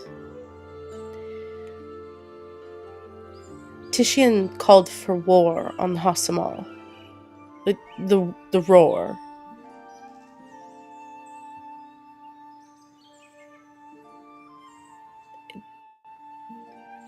They're not... They might not be around long. Do we need to...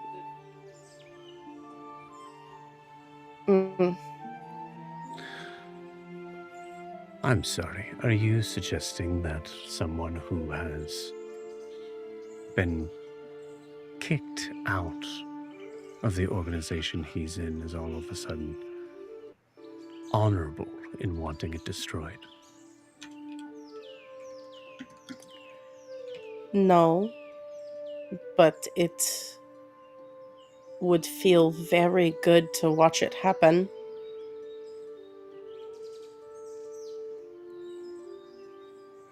It's not really about Titian, it's about the fact that the roar ruined my life, and they took Thanos from me, and I would love to see them die.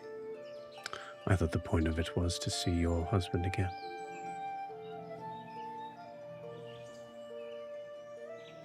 Do I have to choose only one?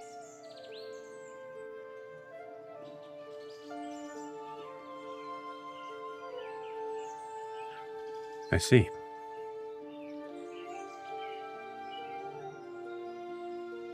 It is strange to recognize a thirst for revenge that trumps a bleeding heart. It doesn't trump it. I want him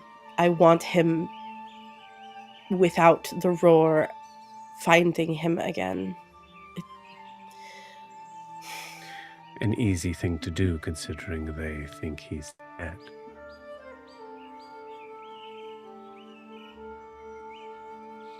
Ada, I thought that you were smarter than that.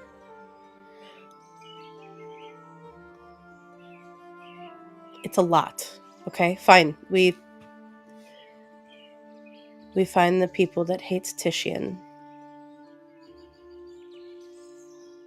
And we get their help.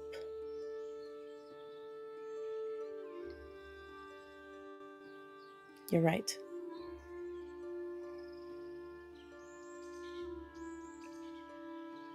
If your heart is not into this,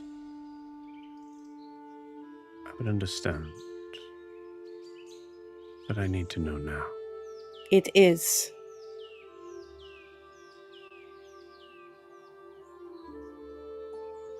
It is.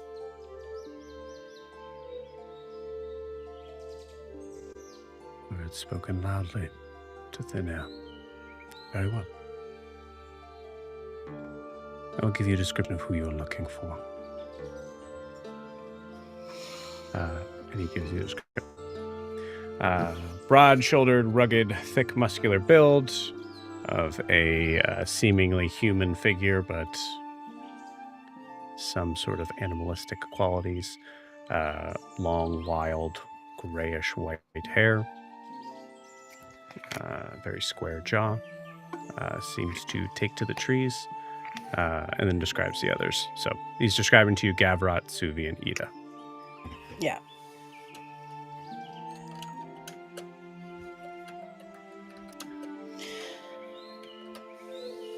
Trees. Okay. That I can work with. Let's... that way? I rely on you, Huntress. Yeah, and I think that she's going to try to start sniffing out toward Massetti. Okay.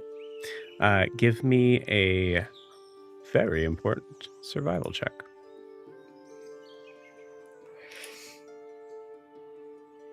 Okay. Survival.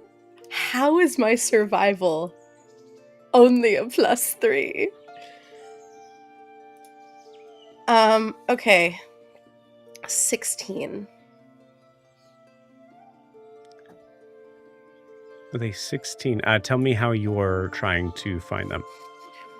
I think if she knows that what she is specifically looking for in Massetti takes to the trees, I think what she's going to look for first is, humanoid tracks on the ground. Like, I realize there's no pathway exactly, but just kind of where the underbrush is disturbed. I also think that she's going to look for claw marks in trees that are digited the way that humanoid hands are, not paw hands. Yeah, makes sense. Yeah. Yeah. Okay, cool. So I will say what you find. You don't find very many markings on the ground. So any time spent there feels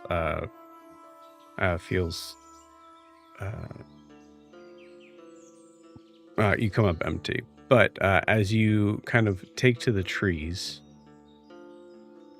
about roll me a d4. 4. Okay. About 4 hours of looking, you finally notice a tree that has markings of 5 imprinted claw-like fingers. And then you see another and another.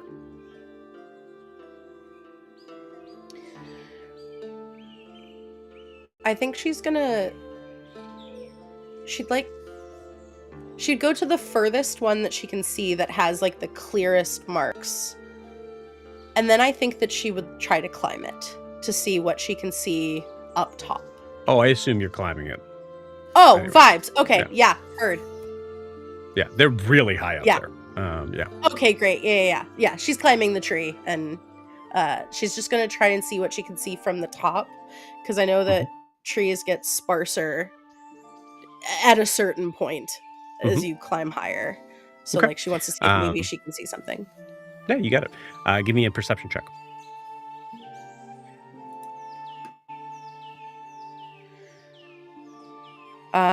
non-natural 20.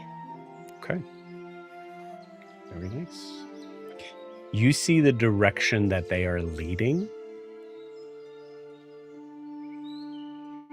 And you notice that they're getting fresher with every movement towards it.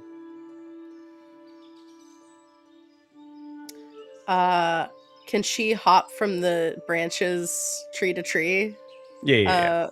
Oh, great. Awesome. Yeah, so you start to head in that direction. I would like you to give me a stealth check. Well, happen to be pretty good at those. Thank God. 18.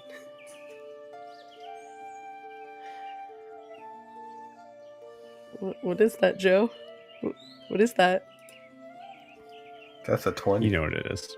Is that a natural 20, Joe? That's a natural 20. Hey, I sure hate it here. So, Ada, as you... This is kind of what I wanted. Like, honestly, this is not the worst outcome. You don't know what I'm Potentially. going to say.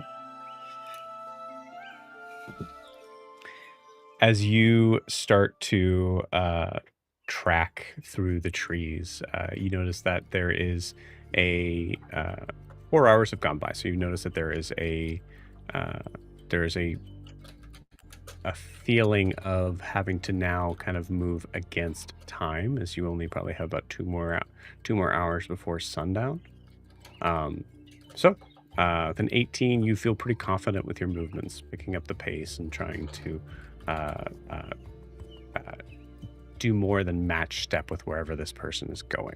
You also recognize you start to see more markings on trees that are a little older, giving the sense that you are now in what may be their territory.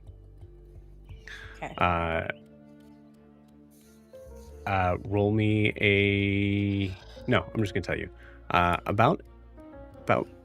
Actually, yeah. Roll me a d6. 4. Okay. About 40 minutes of movement into this, you start to notice that you hear movement. And given your perception check that will kind of carry over, you notice that there is a figure that you see very like wiry, lithe, kind of like a somewhat long-limbed, seemingly a female with you see like brown hair, that is now taking a moment to rest on a tree and just kind of like surveying around. As you lean in to possibly kind of like jump to the next tree to get a little closer, you hear a heavy snarl behind you. See this figure. And with that, we'll take our 10-minute break. See you guys in 10. Smash. Jesus.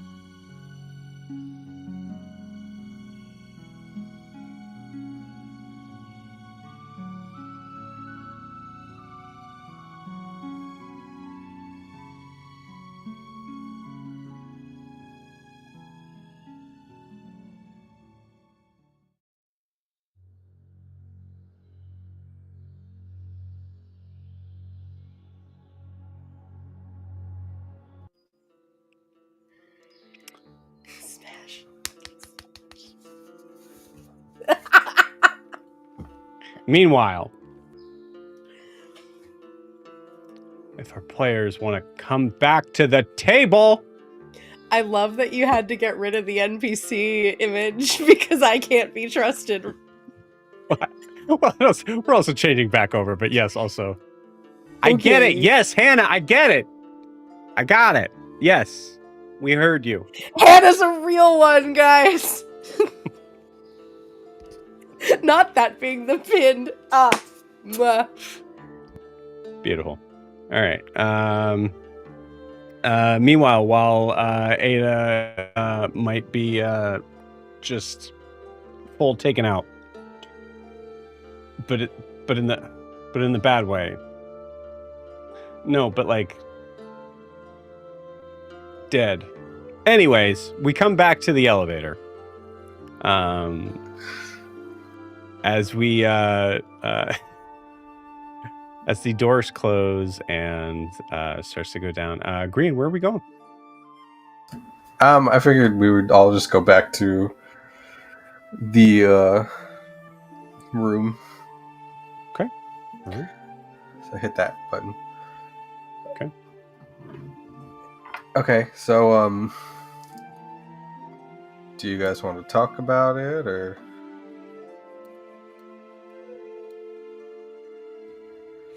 I think the awkwardness is that I assume there's just absolute tension between Anthe and Nadim right now. Oh, I definitely said that out loud in the elevator. Yeah.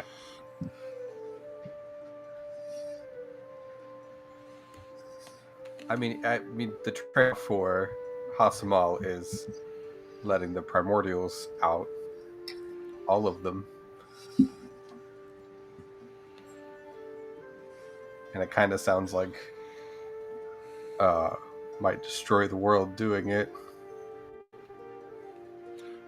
And I mean, he didn't exactly say the world would be destroyed. He just said it would be anew, which, I mean, have we not been fighting for a new world this whole time, in a way? I mean, I think new he's world for talking Hasamal, for sure.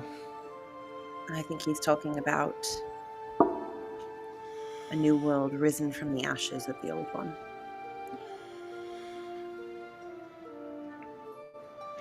I didn't hear him say ashes.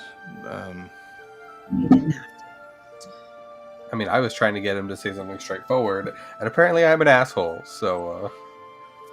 Well, you did basically say that his ancestors fit on shelves, so I'm not sure... I mean, at least 2 of them do, currently. Right. There does seem to be a belief on the elemental plane of water that should something like this happen, we won't have a need for the primordial plane to go back to anymore.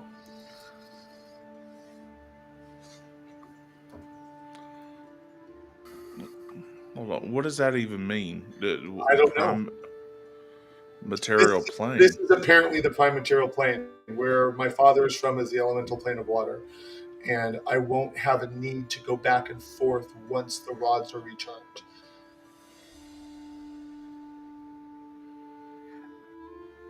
I got it more of a, well, if you don't like it here, you can always run there. From who? From Nahzir. Okay, I got this from a person who reads the prophecies on the elemental plane of water. Not that I put any tack in them, but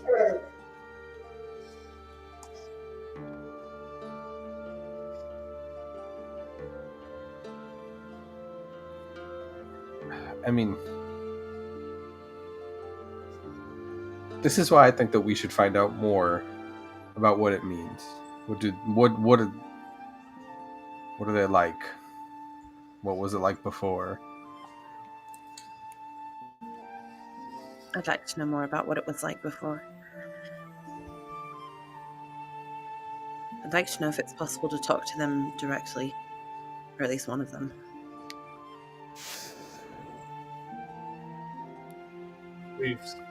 we spoke with Ignavirus already, haven't we? I haven't. I mean, I thought when Alyssa was acting funny, that's who we were speaking to. Oh, that's true. Yeah. I'd prefer to have a more direct conversation. Okay.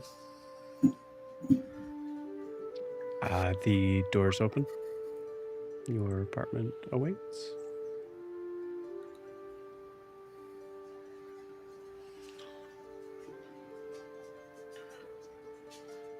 Tishian walks in and just sits down on the first available piece of seating. I assume, like, walking into like the closest bedroom, you can. Is there not a public seating area or like a communal seating area at all? No, I've said this multiple times. This place is full messed up. It is a small single hallway where everything is bedrooms. Understood. Okay. Is there a window in here at all? No. No, there was a room at the end with I the can table. possibly say. Yes, there was a room there was a bedroom at the end that was the kitchen. But what I'm saying is they're all separate. Like, there's no open sort of like normal area. There's a hallway, and everything is a large bedroom size. But some have some kitchen sort of like things. So there is a table at one of them. I just want to make sure we're very clear on this. It is not like an open sort of area. So is there more of a sofa or love seat situation? That's a good question. I think I'm just kidding with you, Joe. I'm just No, I mean, some houses. I don't think A there bean-down is. chair under a bed. I think Is there's. this a I think full there's. futon There's a. community or. I think there's beds. Like, truly, this is where my brain goes in this strange, like, sort of comical. Like, what if an alien was designing an apartment? There's no bathroom. There is. I think there is a singular room that has a table, and I think a single bed, like, just in case, in that room. That one can be pee bed, guys. I think that, here's what I'm gonna say. I think every bedroom, including the like kitchen bedroom, has a bed in it. Well, it is a bed's room. Right. It belongs to the bed. Exactly, I see the yeah, logic. yeah, I see it. All right. Are we all? Just like if there were a bathroom, it would have only a bath in the very center. It would be 'cause it filled is with the water. bath's room. Yeah. Yeah. Oh god. All right. Are we all heading towards the room with the table in it then? Is that what we're all doing? Yeah, I or think are so. we- Like, if you want to lead the way, I would say, like, it makes sense to go to the table with the I'll start leading the way there, but I don't want to assume everyone else is following if they're not. Yeah. So Tishin goes to the bedroom with the table in it. Do I get the impression, based on the layout of this apartment, for a better term, that the table room is on the outside edge? Like, if I could walk through that wall, I would fall to my death? No, everything's closed in. No, but I'm just saying, I know it's closed in, but is it the outside wall of the building? Is there a wall? Oh, I see what you're asking. Yeah. No, I think that's. I think the one with the table in it. So if we were to, like, I guess what I'll probably just end up doing is just numbering it for you guys. But if we were to number these rooms, I would say it's 3.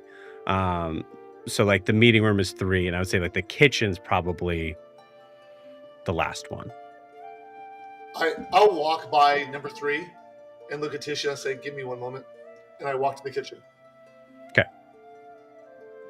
And I put my hand on the wall. I don't know if this is gonna work, but it seems like, what the hell? I put my hand on the wall that I think is the outside wall. Okay. And I start speaking primordial that I want to see outside.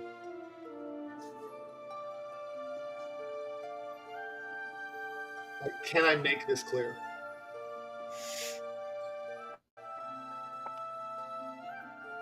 No. Okay. I come back. And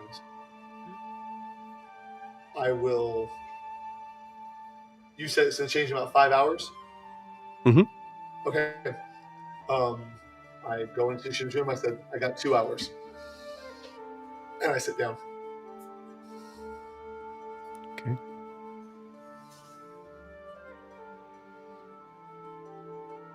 I think Green.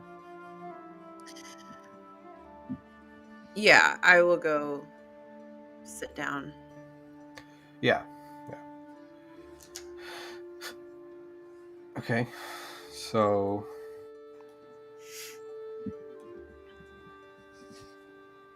I mean, what are our next steps? Clearly there's time that has to be taken to do whatever he needs to do for Hasamal. We have other engagements. I mean, we can't leave the city with Codex on the loose.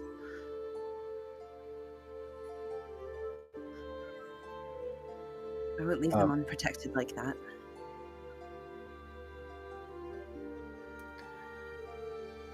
I mean, we can always find out where Codex is. Do we have a plan? Do we just want to go after Ada? Like, what is... Do we have a way of finding her? I mean, I can try and scry on her and see what happens. Titian, you know Ada better than any of us. I mean, admittedly not well, but do you think there's any way we could coax her away from Codex? I don't know. Do we even know what she wants? Like what's... All she kept talking about in the woods was her dead husband. So I imagine probably something to do with that or the roar. Think she wants like revenge?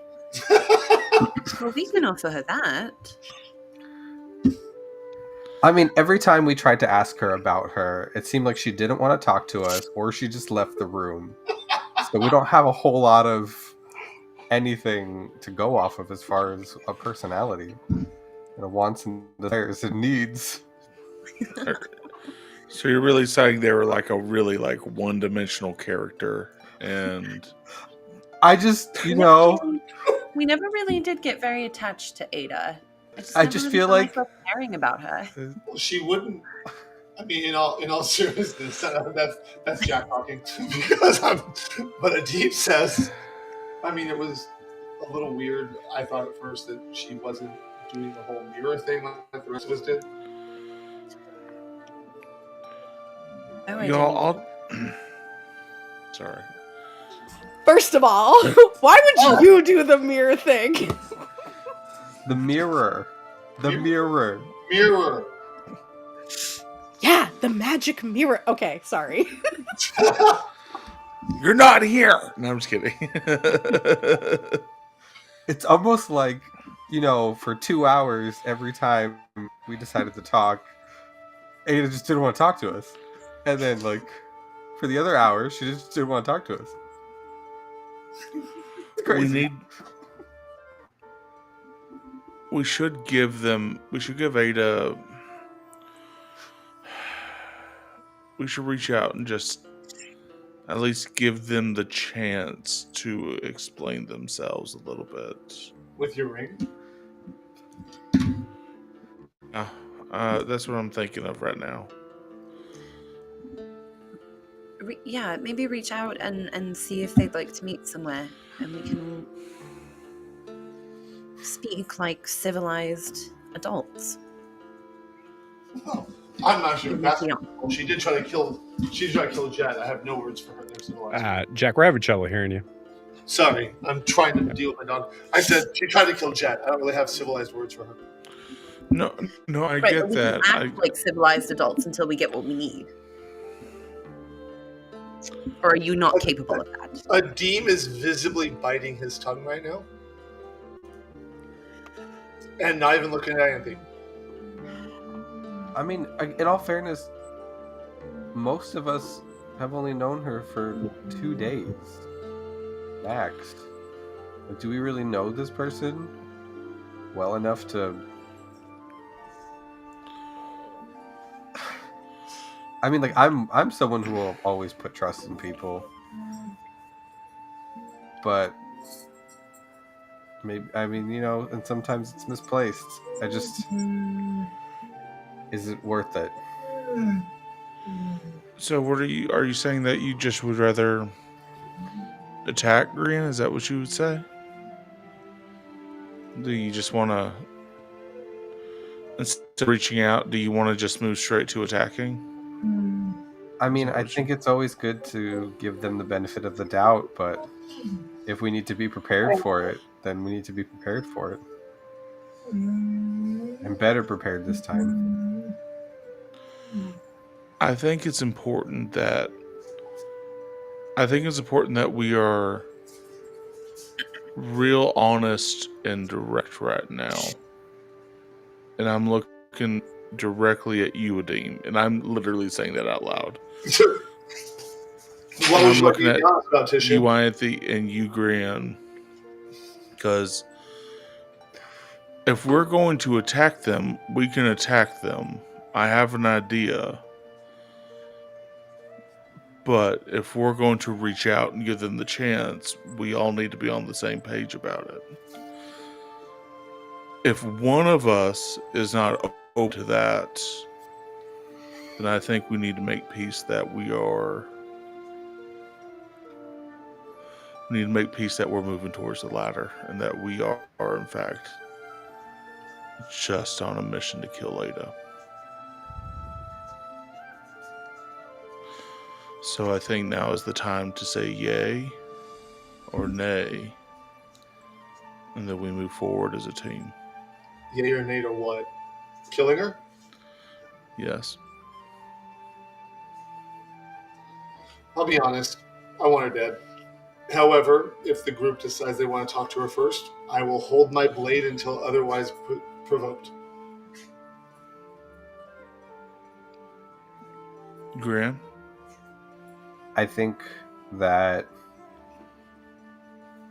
our enemy is Codex, but if Ada gets in the way, then she gets in the way. Hi, Anthony. I will stand in line with you all. And I will protect you and I will fight for you. But I feel that Ada is someone who was hurting, and Codex saw that and took advantage of that. She's simply someone who was corrupted by an evil being. I agree with Grian. Ada is not our enemy, Codex is. But I will not hesitate to act if she becomes a threat. I think we all make choices in this world, and whatever choices she makes is the choices she makes.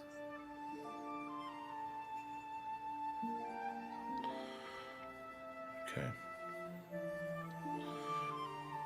We can reach out to her and we can send a message and ask them to explain or do something of that ilk. And if not, maybe we move forward with what I have planned, I guess. The taking her out part? Yeah. Does anybody feel strong enough to talk to her? I feel like the last conversation I had was rather, rough? Yeah.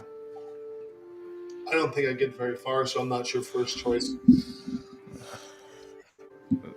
Figured as much. The only correct choice is Adim. He likes you, Adim. She does? I'm not even sure if she knows my name. I'm the Green Man. Well, She might know your name. you. Even K isn't her. mean- might. Ianthe's good at swaying people. Team makes no motion at all at that comment. Like, is noticeably not nodding, not shaking his head, just staring ahead. Siblings are the worst. Okay. Ianthe, do you want to take this on, or? I could try. Yes. I'll take my ring off and give it to you. My ring of sending. And what is it exactly? Are we trying to meet up with Ada? Are we trying to find out where she is? I think if you can find out where she is, that would be great. But for me, it's more about just figuring out motivations and whether or not there's anything redeemable there. Personally. All right. I'll see what I can do.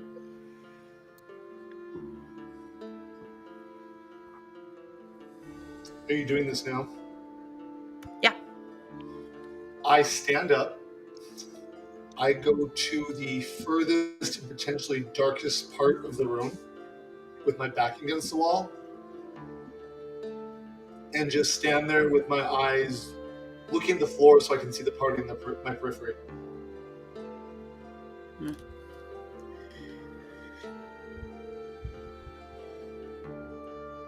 And Joe above board, and I trust Kay not to use this, I don't trust Codex. Who does? And he can.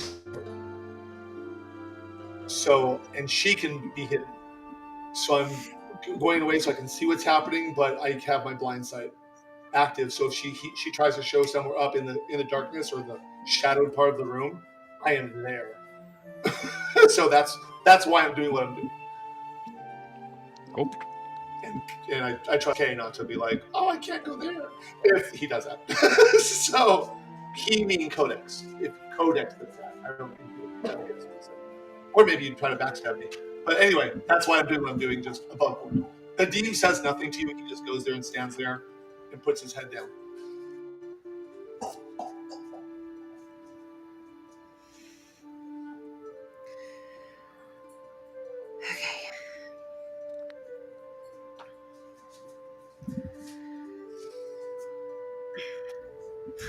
You put me on the spot. I thought you were going to do it. Me? I mean, I can if you want me to. I just in character. I mean, it's got 3 charges. No, you can have 3 conversations. Yep. Just remember to introduce yourself. Always in sending the protocol is you always say, "Hey, this is blank." That's the etiquette. Okay, well, like one time. Okay, The etiquette is you got to say your name. Ada, this is Ianthe. We'd like to speak with you. Preferably without your companion. Will you please tell us what it is you're looking for? Because I think we could help you. Ada Coates is not to be trusted. Please. Tell us where you are. And we will come speak with you peacefully.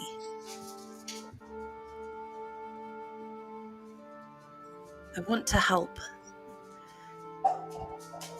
But this is not the way to get what you want. Believe me. Where are you? And we will come find you and we will help. I didn't count, but that's got to be the end of it. I like it. Okay.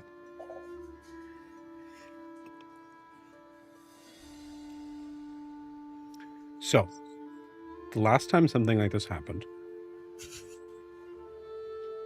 I allowed an opportunity for people to be able to magically strengthen it.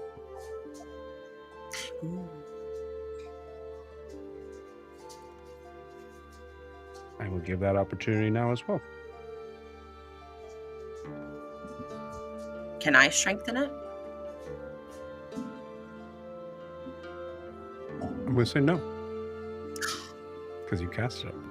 Hold on. It's not magic. That time it was strengthened was Magic. to Prisha in the Feywild, wasn't it? Not to Yeah, from Jet. right, but this is to Ada, who, granted, we don't know, but she's still on the same plane with us. Why would it take strengthening? Codex. Okay. Yeah. I'm just asking. Yeah, that's fair. Well, and wasn't it? I'll kind of like, Sorry, go ahead. I'll make it very clear.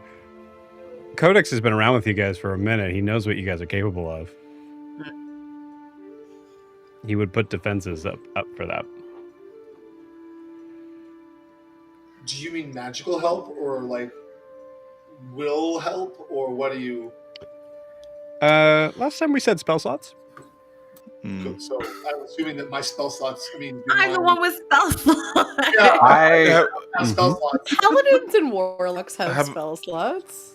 How about this? I'd be willing to give I'd be willing to give my heroic inspiration to help make it work.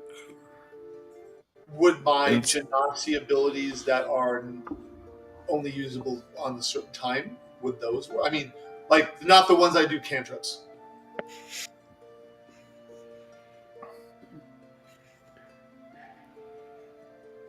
I will say it has to be a resource. And I reserve the right to say that's not a good enough resource. Okay.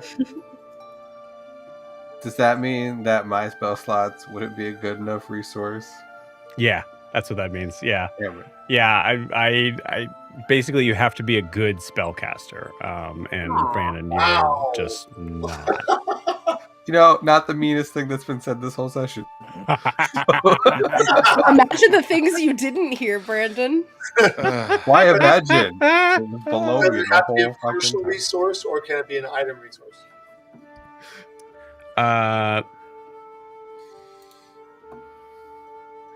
Yeah, I don't think it'd be an item resource. Like, you can't like put an item to this. So then you can. Then the strongest thing I have is fog cloud at second level.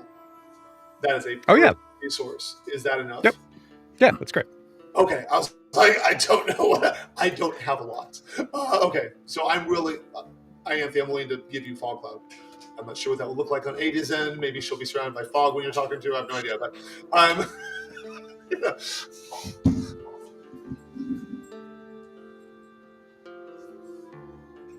Okay. So Deem's sorry. giving sorry, it's fog cloud at first level. I don't have it at second level. I apologize. So just letting you know, that's the most. but I it's have. it's a resource that is essentially it's a spell that you would be casting, but you're only able to do it once. So it's Correct. pretty equivalent to a spell Through, slot. yeah, yes. through Yeah. having Dragon Mark, and I can use it once a day. So, Yeah. Okay. I'd Yes, say that's I pretty can much a get spell that. slot. I will even click use so it goes away on my sheet. So, Tishin and Green. How I'll important give is this all- message I will to you? I will give all of my divine senses away. Wow. How many do you have? 2? 5. Dang.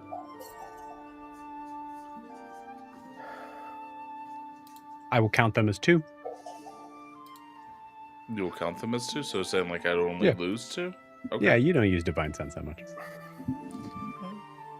So does this take away from like the DC that we gotta hit? Mm-hmm. Oh, fuck.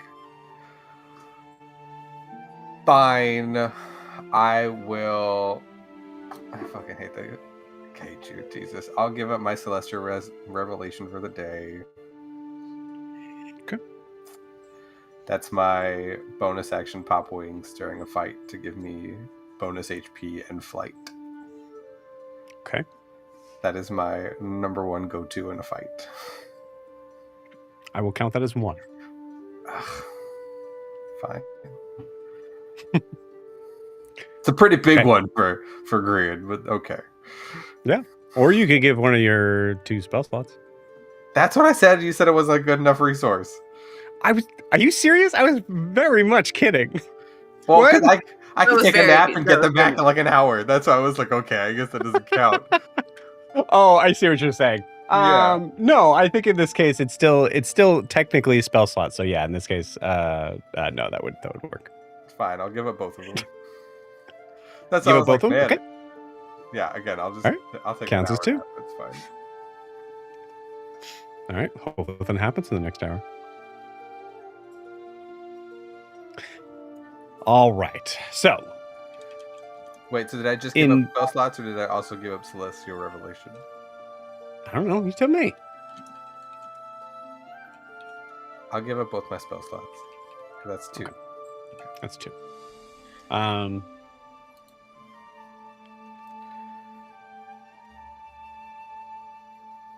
Okay. Anthony, what I will allow you to roll is a D4. And this is going to determine how much each spell slot is worth. Now my 4s. You're an 8.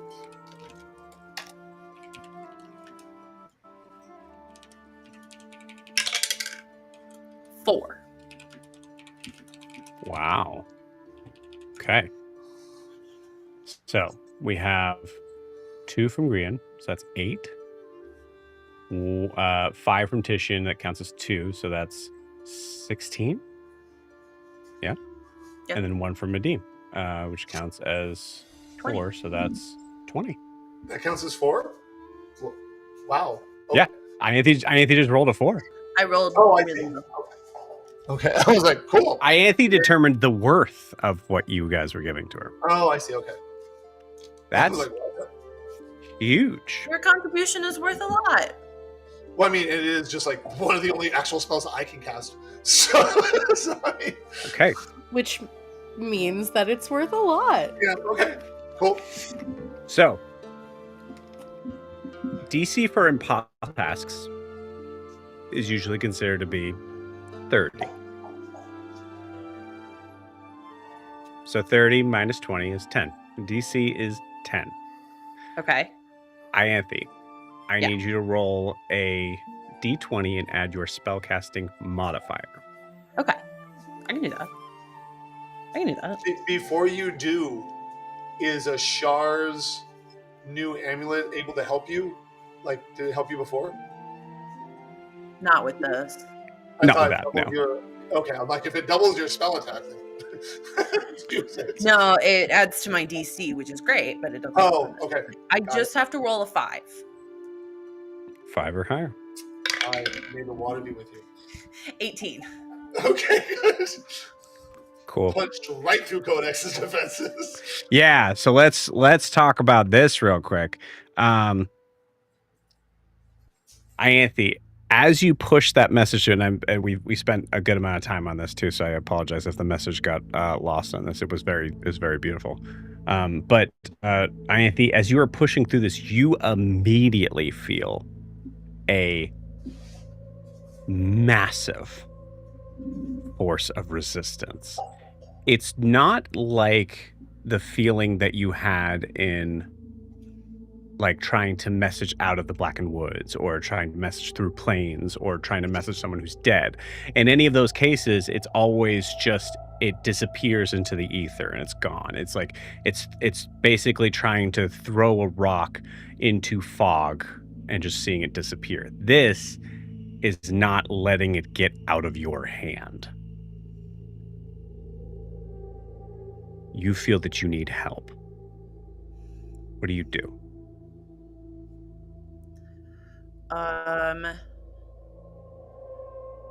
I will. I've got my eyes closed. I'm like meditating. And I'm going to say out loud, Codex, you will not block my path and like reach out for, we'll say, Tishian's hand.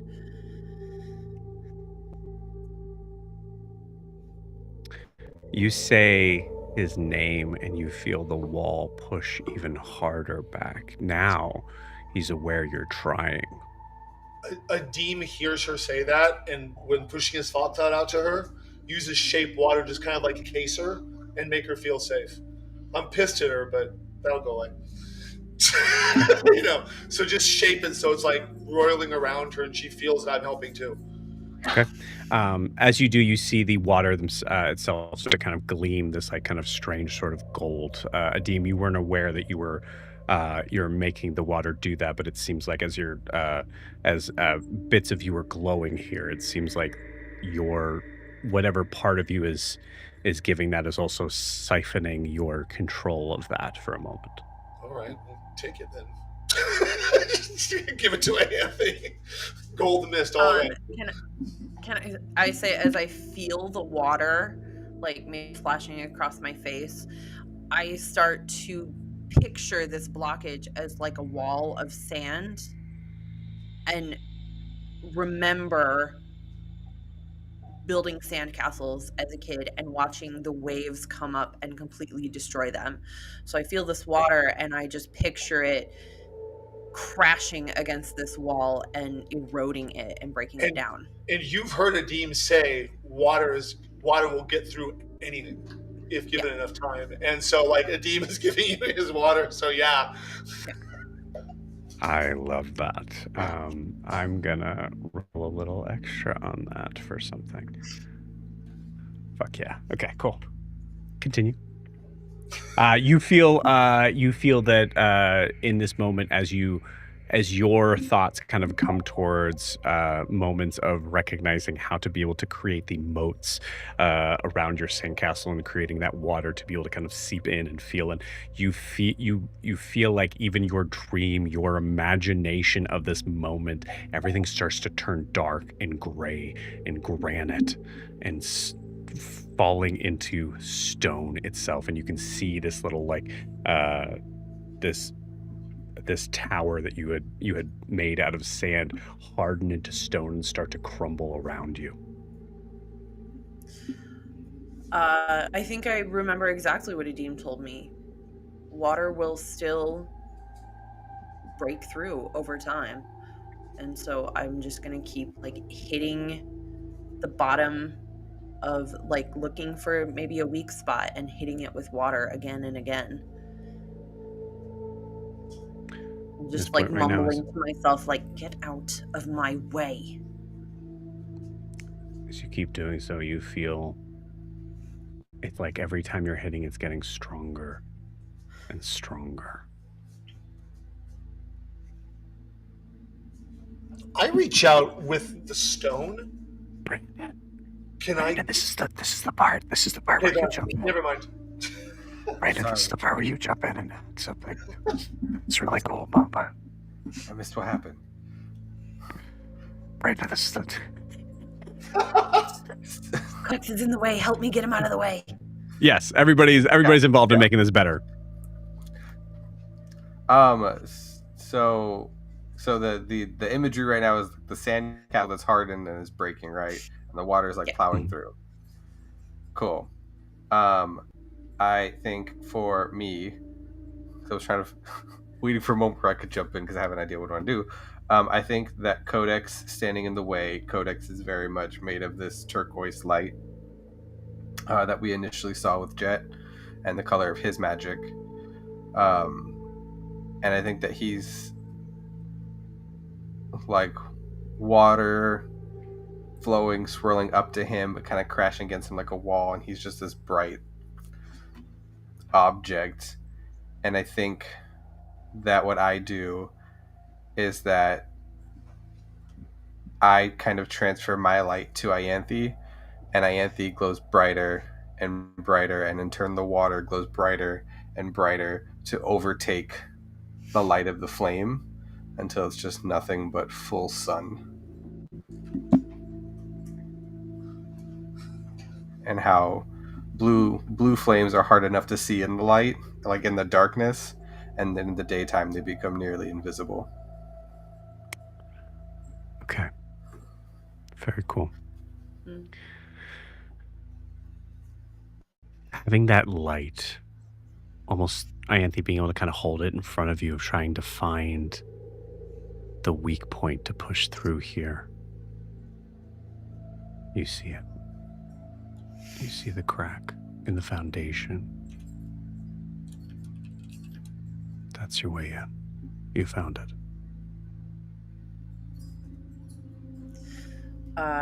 Yeah, I'm gonna shoot some water at it.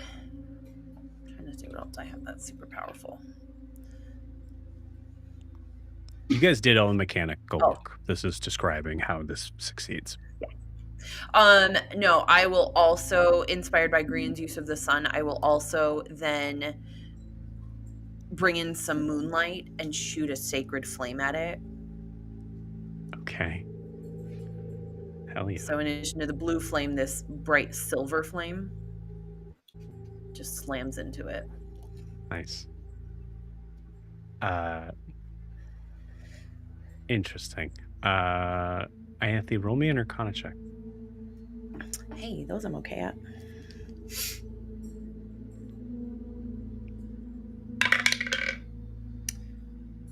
$16.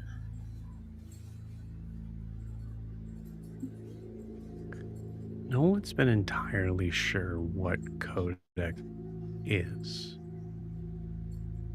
Having this insane amount of control over people that have wielded just an item of his.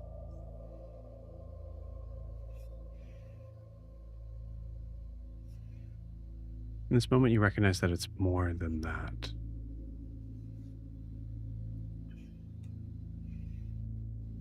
It's not an imbuing of an item that he's able to speak and converse and cast through. It is, in essence, all that is left of him. Of something that should have died many, many years ago. As you cast radiant damage, you find a weakness, a vulnerability, you could say.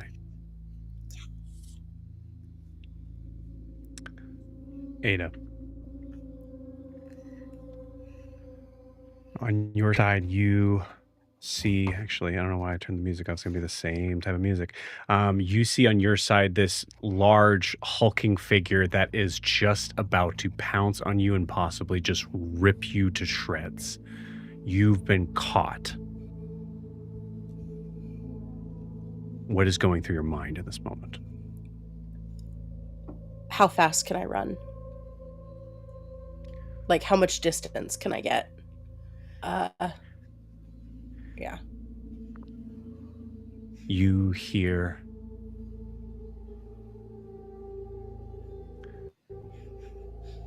a voice. You hear Codex sing. Well, all right, we'll start from the beginning then. Fine. What? And you see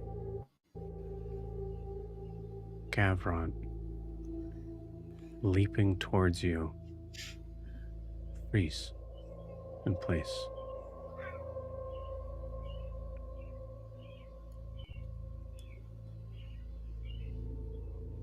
You recognize that you don't hear the birds chirping or the wind moving. You see there's a falling branch that was just reacting to the crack of Gavrot leaping off that is frozen in midair.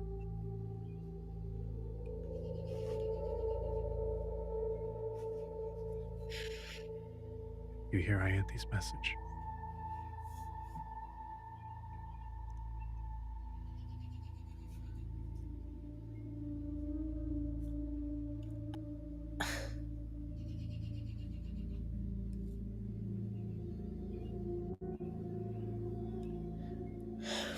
I don't think Ada knows how to respond to that.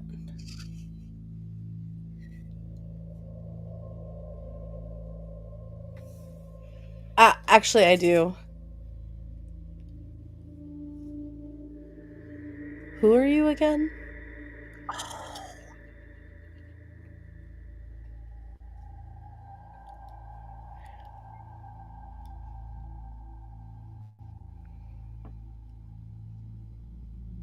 When the time comes.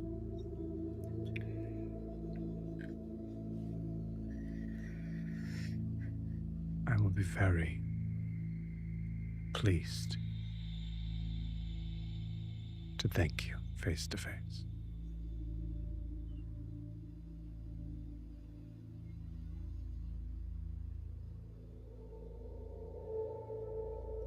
I have frozen him for a moment. Get out of that. She's gonna bolt, no questions asked.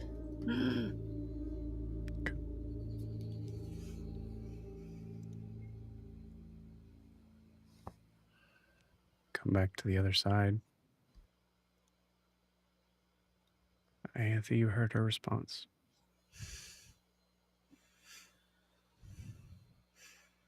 I think my nose is bleeding a little bit because that took a lot out of me. Mm-hmm.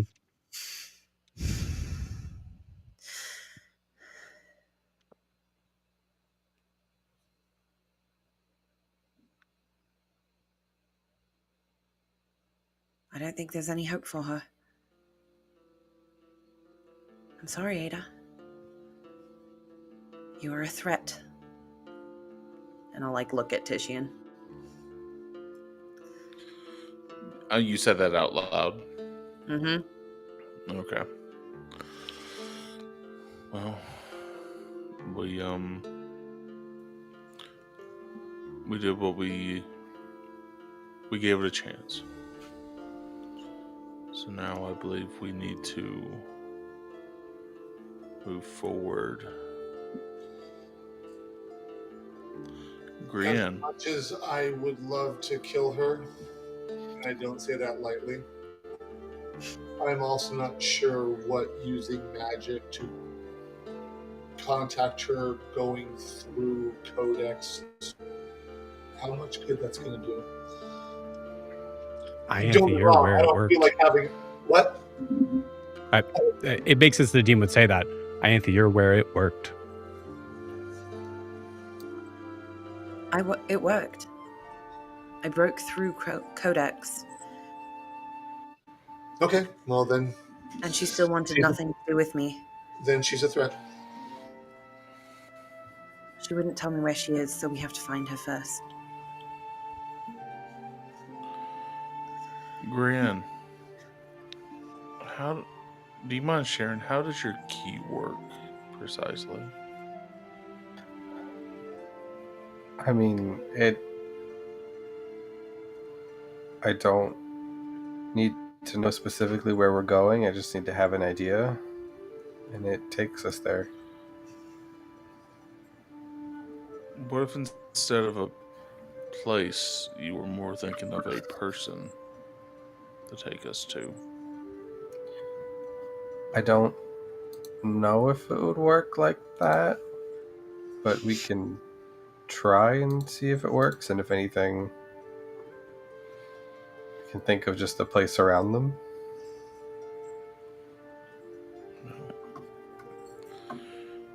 Here's my idea, and y'all just tell me what you think. I don't know. Ada's extremely strong, and if we're gonna have a chance, we need to get the jump on them. So here's my idea. If we ready a strike, and Grian can teleport us right to Ada, we might be able to finish the battle in one fell swoop. If we're able to hit him as soon as we touch ground.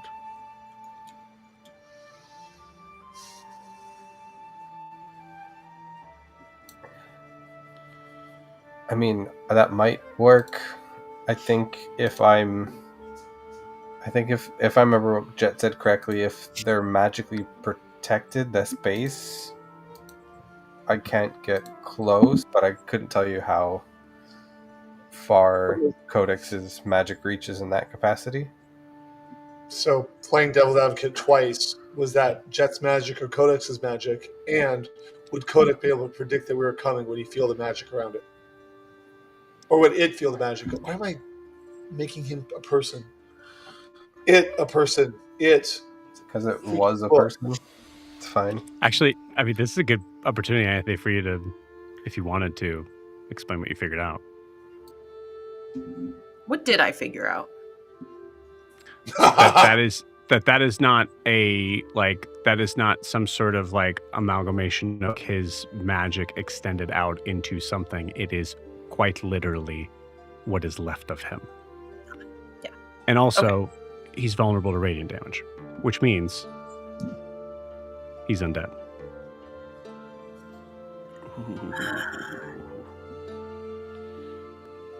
I did learn something.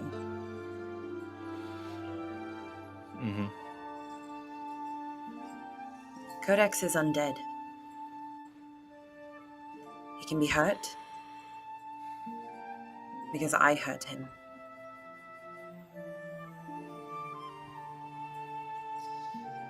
And if we are able to take him out through Ada with Ada, that's it. There is nothing left. Okay,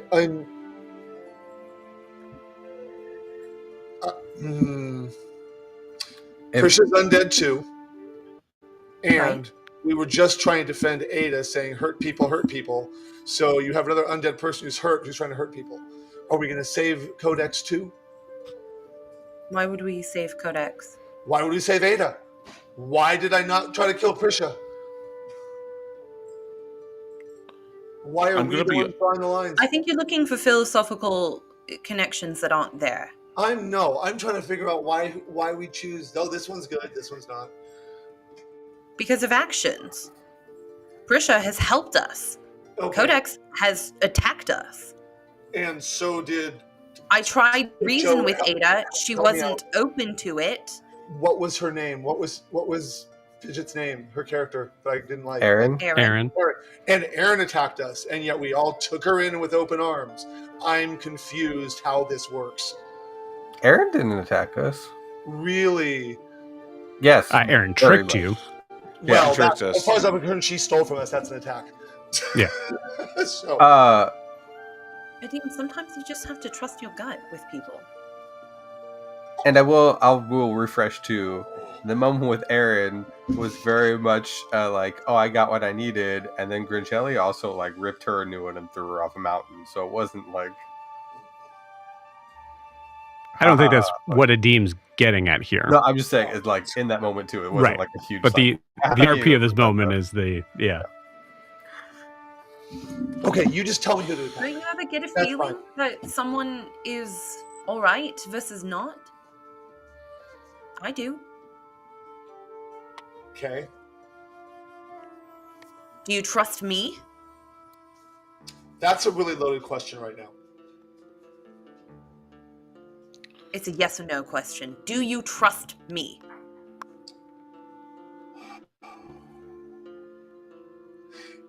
Am I a familiar face? Yes. More familiar than Iskar?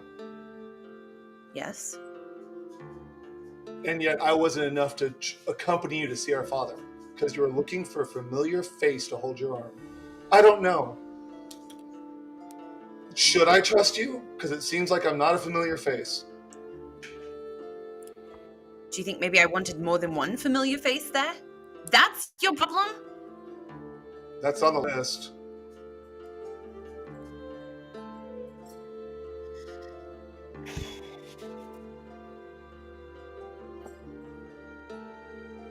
Do you want to share what else is on the list? No. We're going to have it out. Let's have it out now. We're talking about Ada and the philosophical idea of whether we should kill her or not. I told you why I didn't like it. So not right now. No, I don't want to talk to you about it.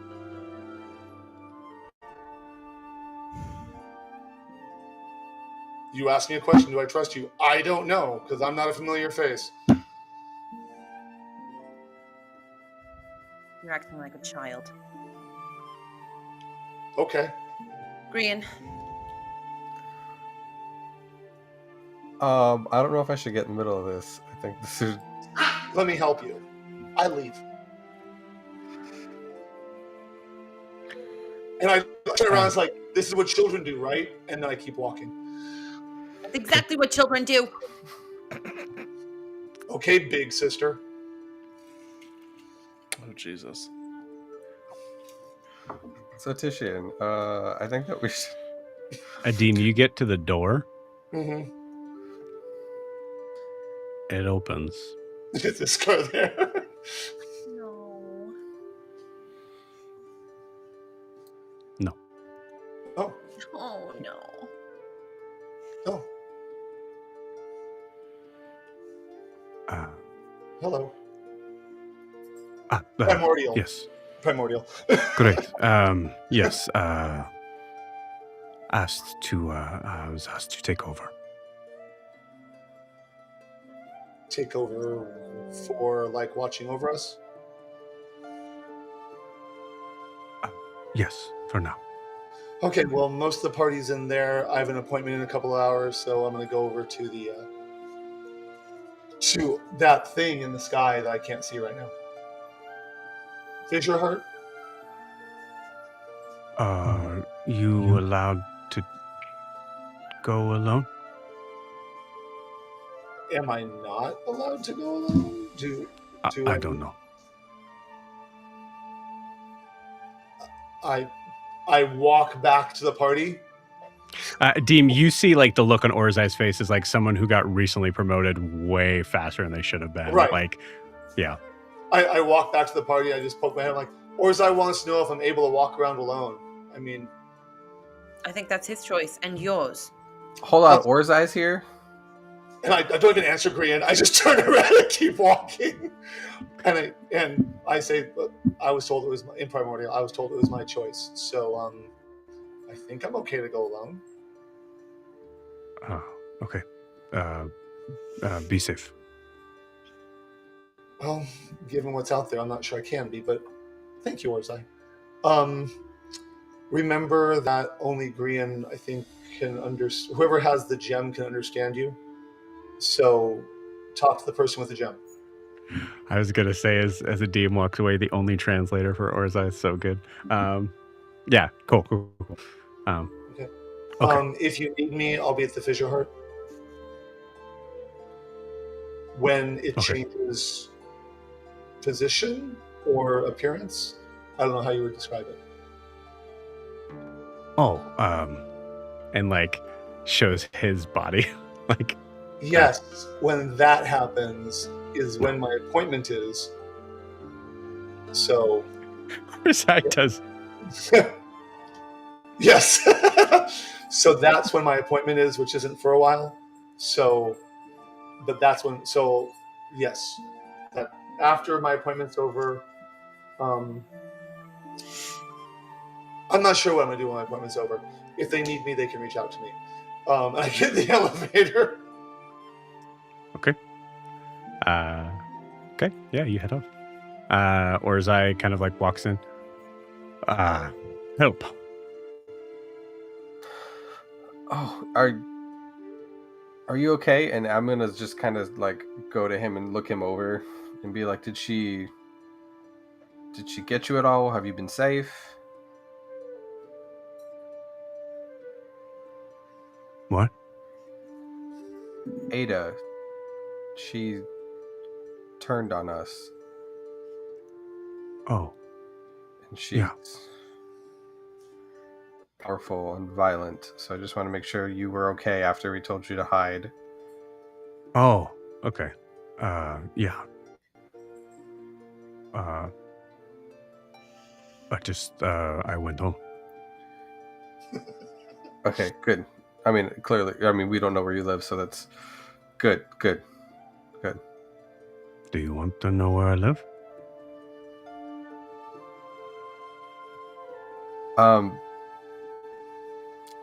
Maybe not right now. Okay.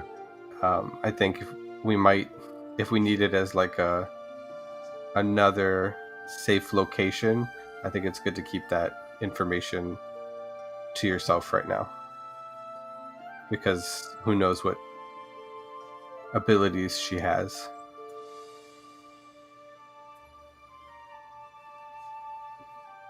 But as you said before, data. Damn. And that's in common. Ianthe, what are you doing in this moment seeing Orzai here? It's not been clearly like framed, but I think you might start to get the picture. Yeah, we're 2 and 2 are starting to form 4. I'm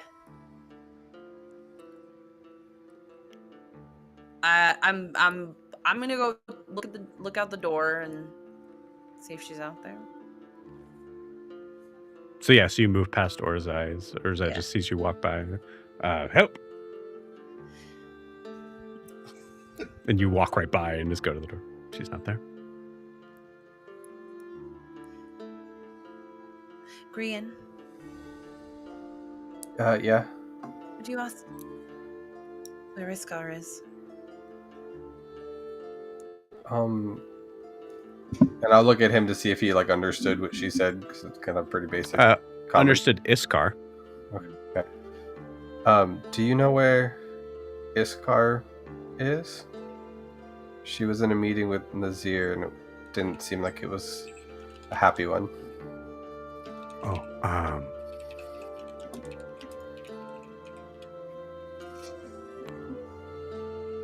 not here. Gone.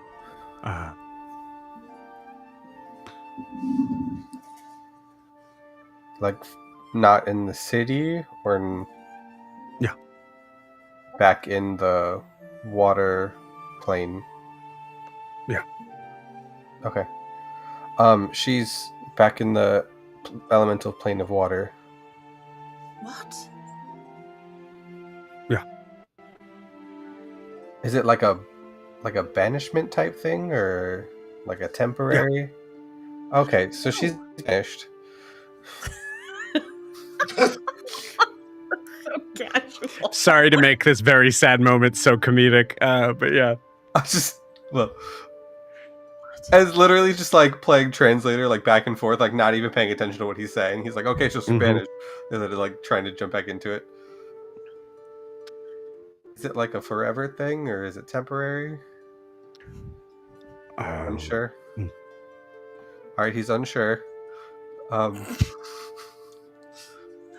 So are you our guide now? Yes. Help. Okay. He says in common to Ianthe. Okay, Right, so I have to he's help our her. guide now. Yeah, he's our helper. No, I have to go help her. Oh, help her. Two different words. Okay. Help. Is that the only word he knows? I think it's every 10th word in common is one he can repeat. He knows Ada's name, though. What? I have to go. I have to go find her. Okay. I guess you know where the elemental plane of water is. I do. Is she allowed to go alone?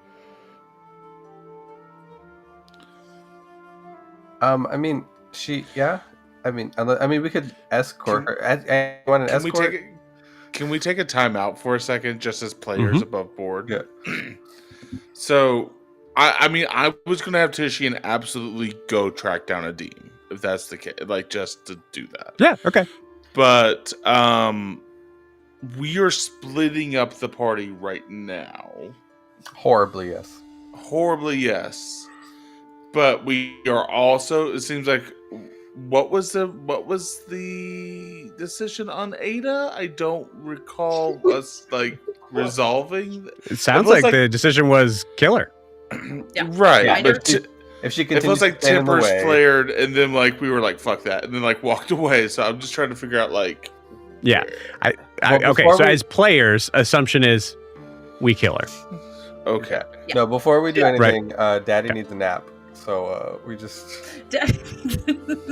That's not the question. The question is, what did we decide? we need at least an hour before we jump ship. That's not the question. What was the question? The question was, what are we doing about Ada? No, That's it's all- definitely that's- if Ada's in the way. Yeah. she worked. Cool. No problem. I'm just we're But it feels like timeline-wise- we're just moving rather fast through some of these other things. So I want to make sure I'm keeping pace with everything. Yeah. Keep up. No, I appreciate the timeout. Yeah. All right, The timeout was basically an agreement of yeah, we got to kill Ada. Let's figure out how we do it. And then, well, and I feel like I proposed an idea, and then it was all of a sudden well, fuck. Okay, let's go ahead and just part way. Divide up the yeah. party. I don't think you finished that. I don't think we finished with saying that was the idea above board. That's what happened. Yeah. I'm okay. rushing out the door. Tishian, that was a really great idea. We'll talk about it more when I get back. Unless you're coming with me. No. I'm just Comfy on the couch.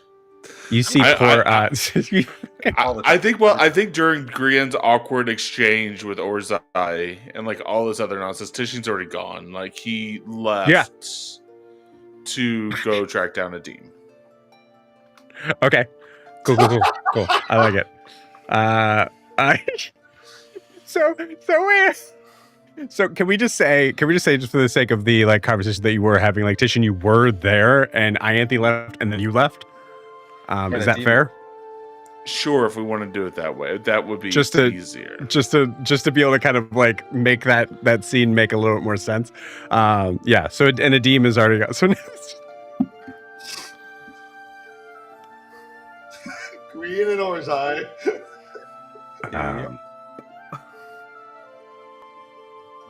Well, question for you, because I've just been thinking about it.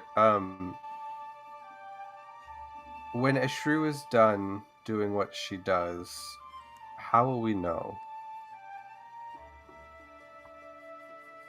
Do we just go check Eshru, the Forge Master? Oh, yeah.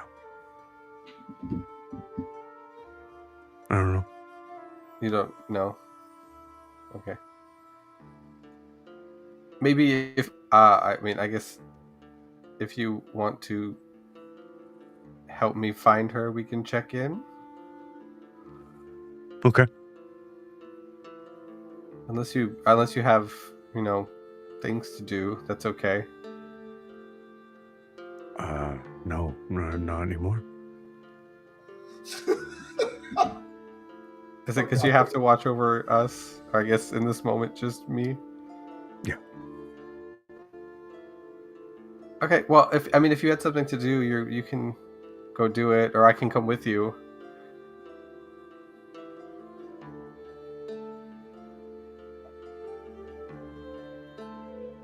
No.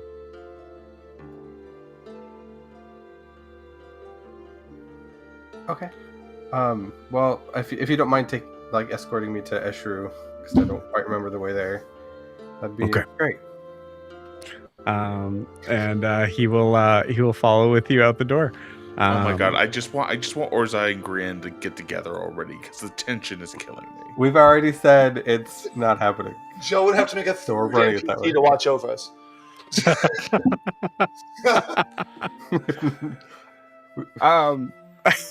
I think there's a possibility that Nahzir might have gave very specific instructions to Orzai on don't.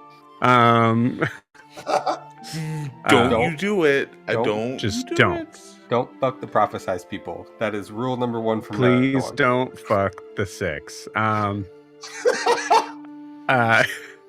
Cool.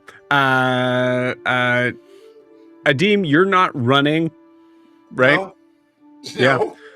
No? So I think Tishian, you Well, actually, he probably finds someone to try something that's going to make me stand still. So he probably runs into me right outside the building. Okay, cool. Sure. I like it.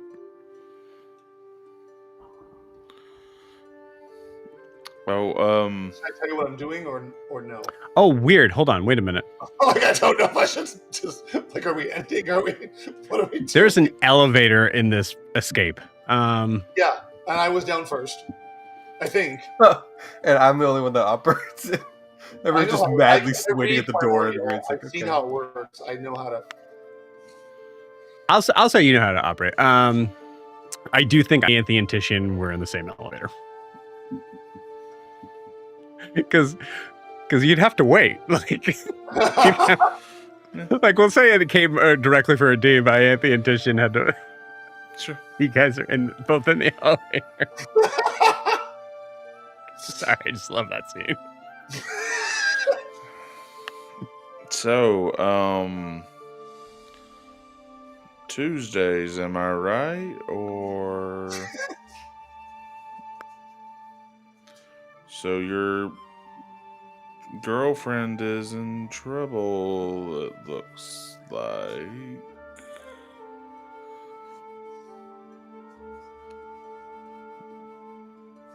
I can't. We can't. You're muted. I muted myself. Bet your dad's kingdom is kind of cool. Am I right?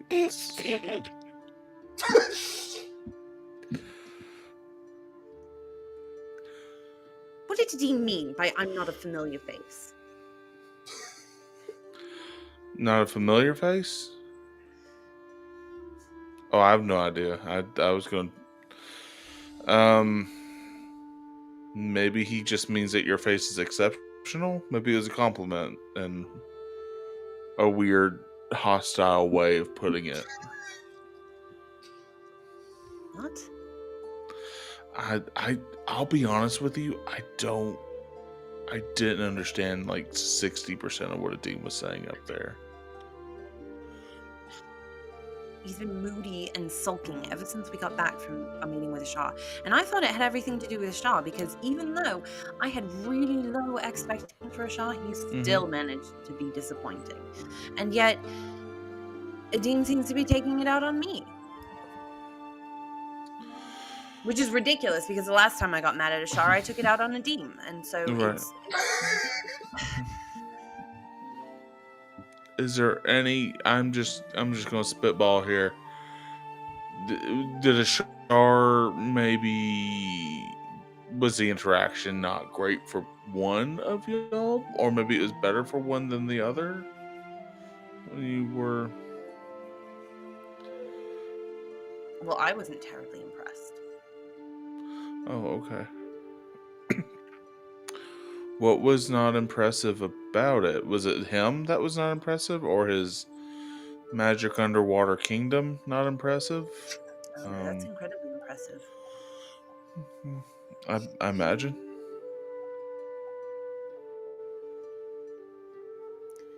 He cares more about his reputation than he does about me or Adeem or any of us.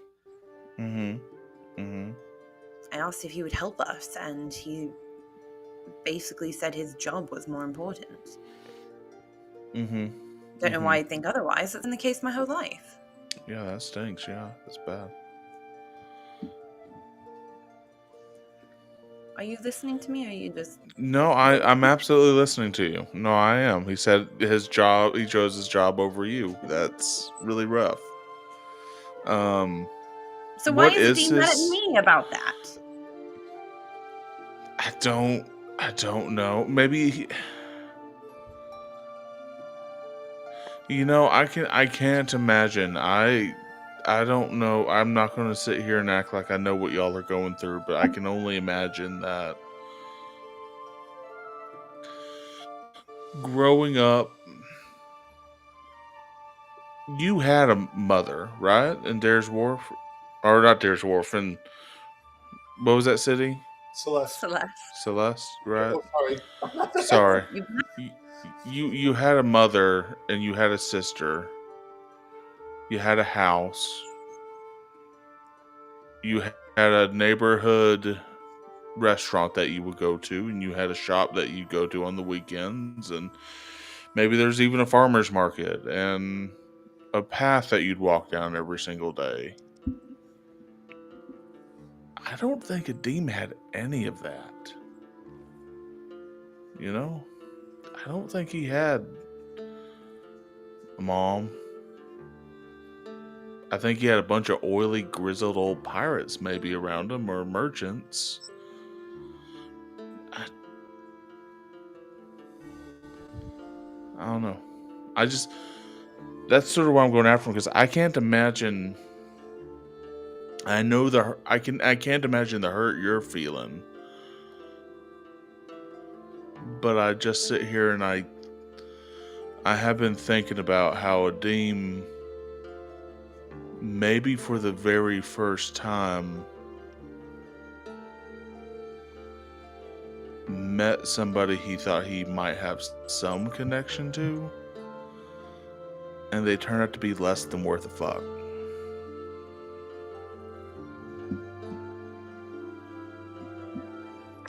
In this moment, the door's open.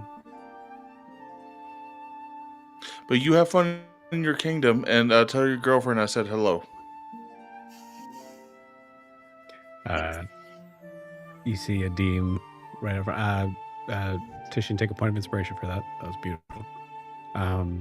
You see Adim standing right outside the door, doing whatever Adim was doing. I will. Adim his eyes are closed and his hands are out in front of him, and his tattoos are glowing brilliantly right now. Joe, I don't think this was work, but you said something when we first got here. I never had a chance to explore it. You said that I was because I knew Primordial and I was Genasi, I was feeling things in the air. Mm-hmm. Is it conversation between the Genasi?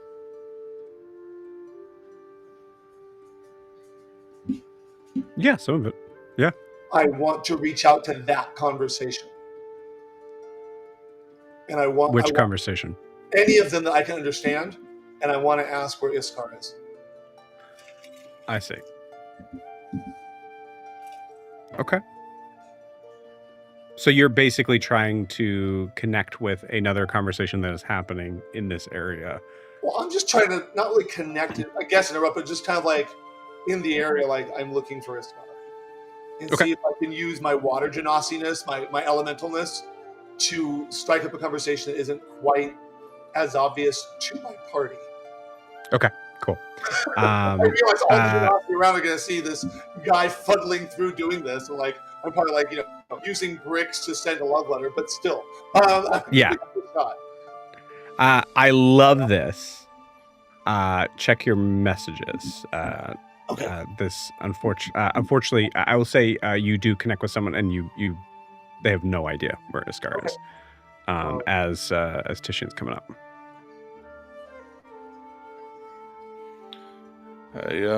Hey, Dean. What you doing over there? So I am confused by your first line. Oh, sorry, Matt. No one saw her leave. Right, but the already there part. You mean that's what I don't understand. I see the second part. What would the demon have been doing? But I don't. Are you being right? Okay. Well, above board. Yes. Above board, Ianthe knows where Iskar is. I know that. So, but I. So I'm telling you that she is there. Oh, that's where. Okay, I wasn't sure where there was because. Yeah. And she didn't travel there. Okay. In the normal sense, so no one would know. No one would have seen her. Okay, well, because I don't know where she's. So then, I am. No, that's Adim. He turns back around as Titian's walking up to him. Okay. And he sees Titian. And Titian, you said, I'm sorry, what? Hey, Dean, what up? I'm going where you came from, so if you got business in the city, go ahead.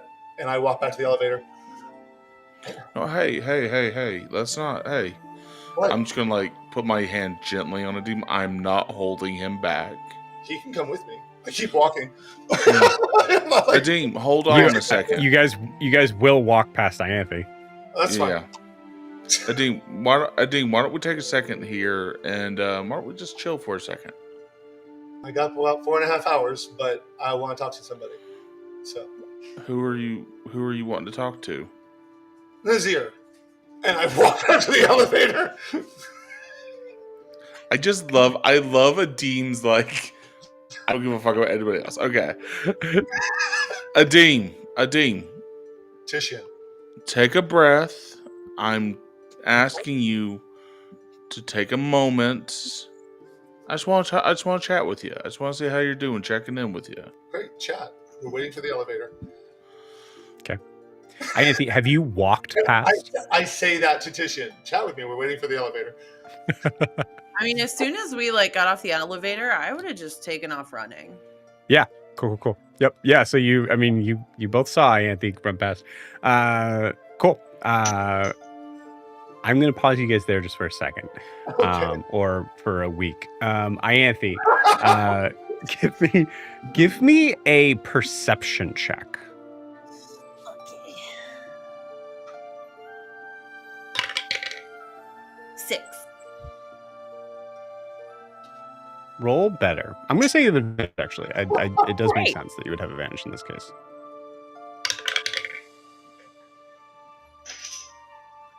It's better. 12. Okay. With a 12.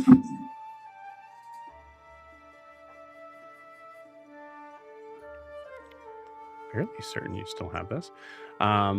With a 12, you realize that your leg, and you've been kind of confused, or you've been so inflamed and enraged by the situation of what's been happening. You ever since the conversation from Ada, all of a sudden, all shit has hit all fans, and it has made you pretty locked in on the situations and not any sort of thing of any sort of physicality of you. But you notice that you feel like your hip has been shaking, and then you realize it's something on you, something you carry.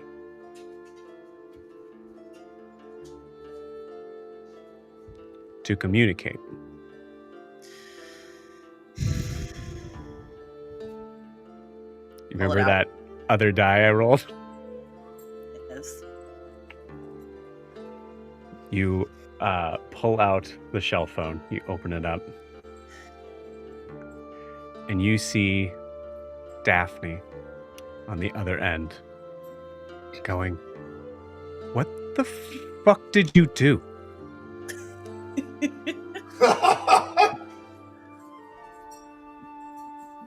I can't begin to tell you how much more specific you're going to be. You're going to have to be. And with that, we'll end tonight's session. See you guys next week.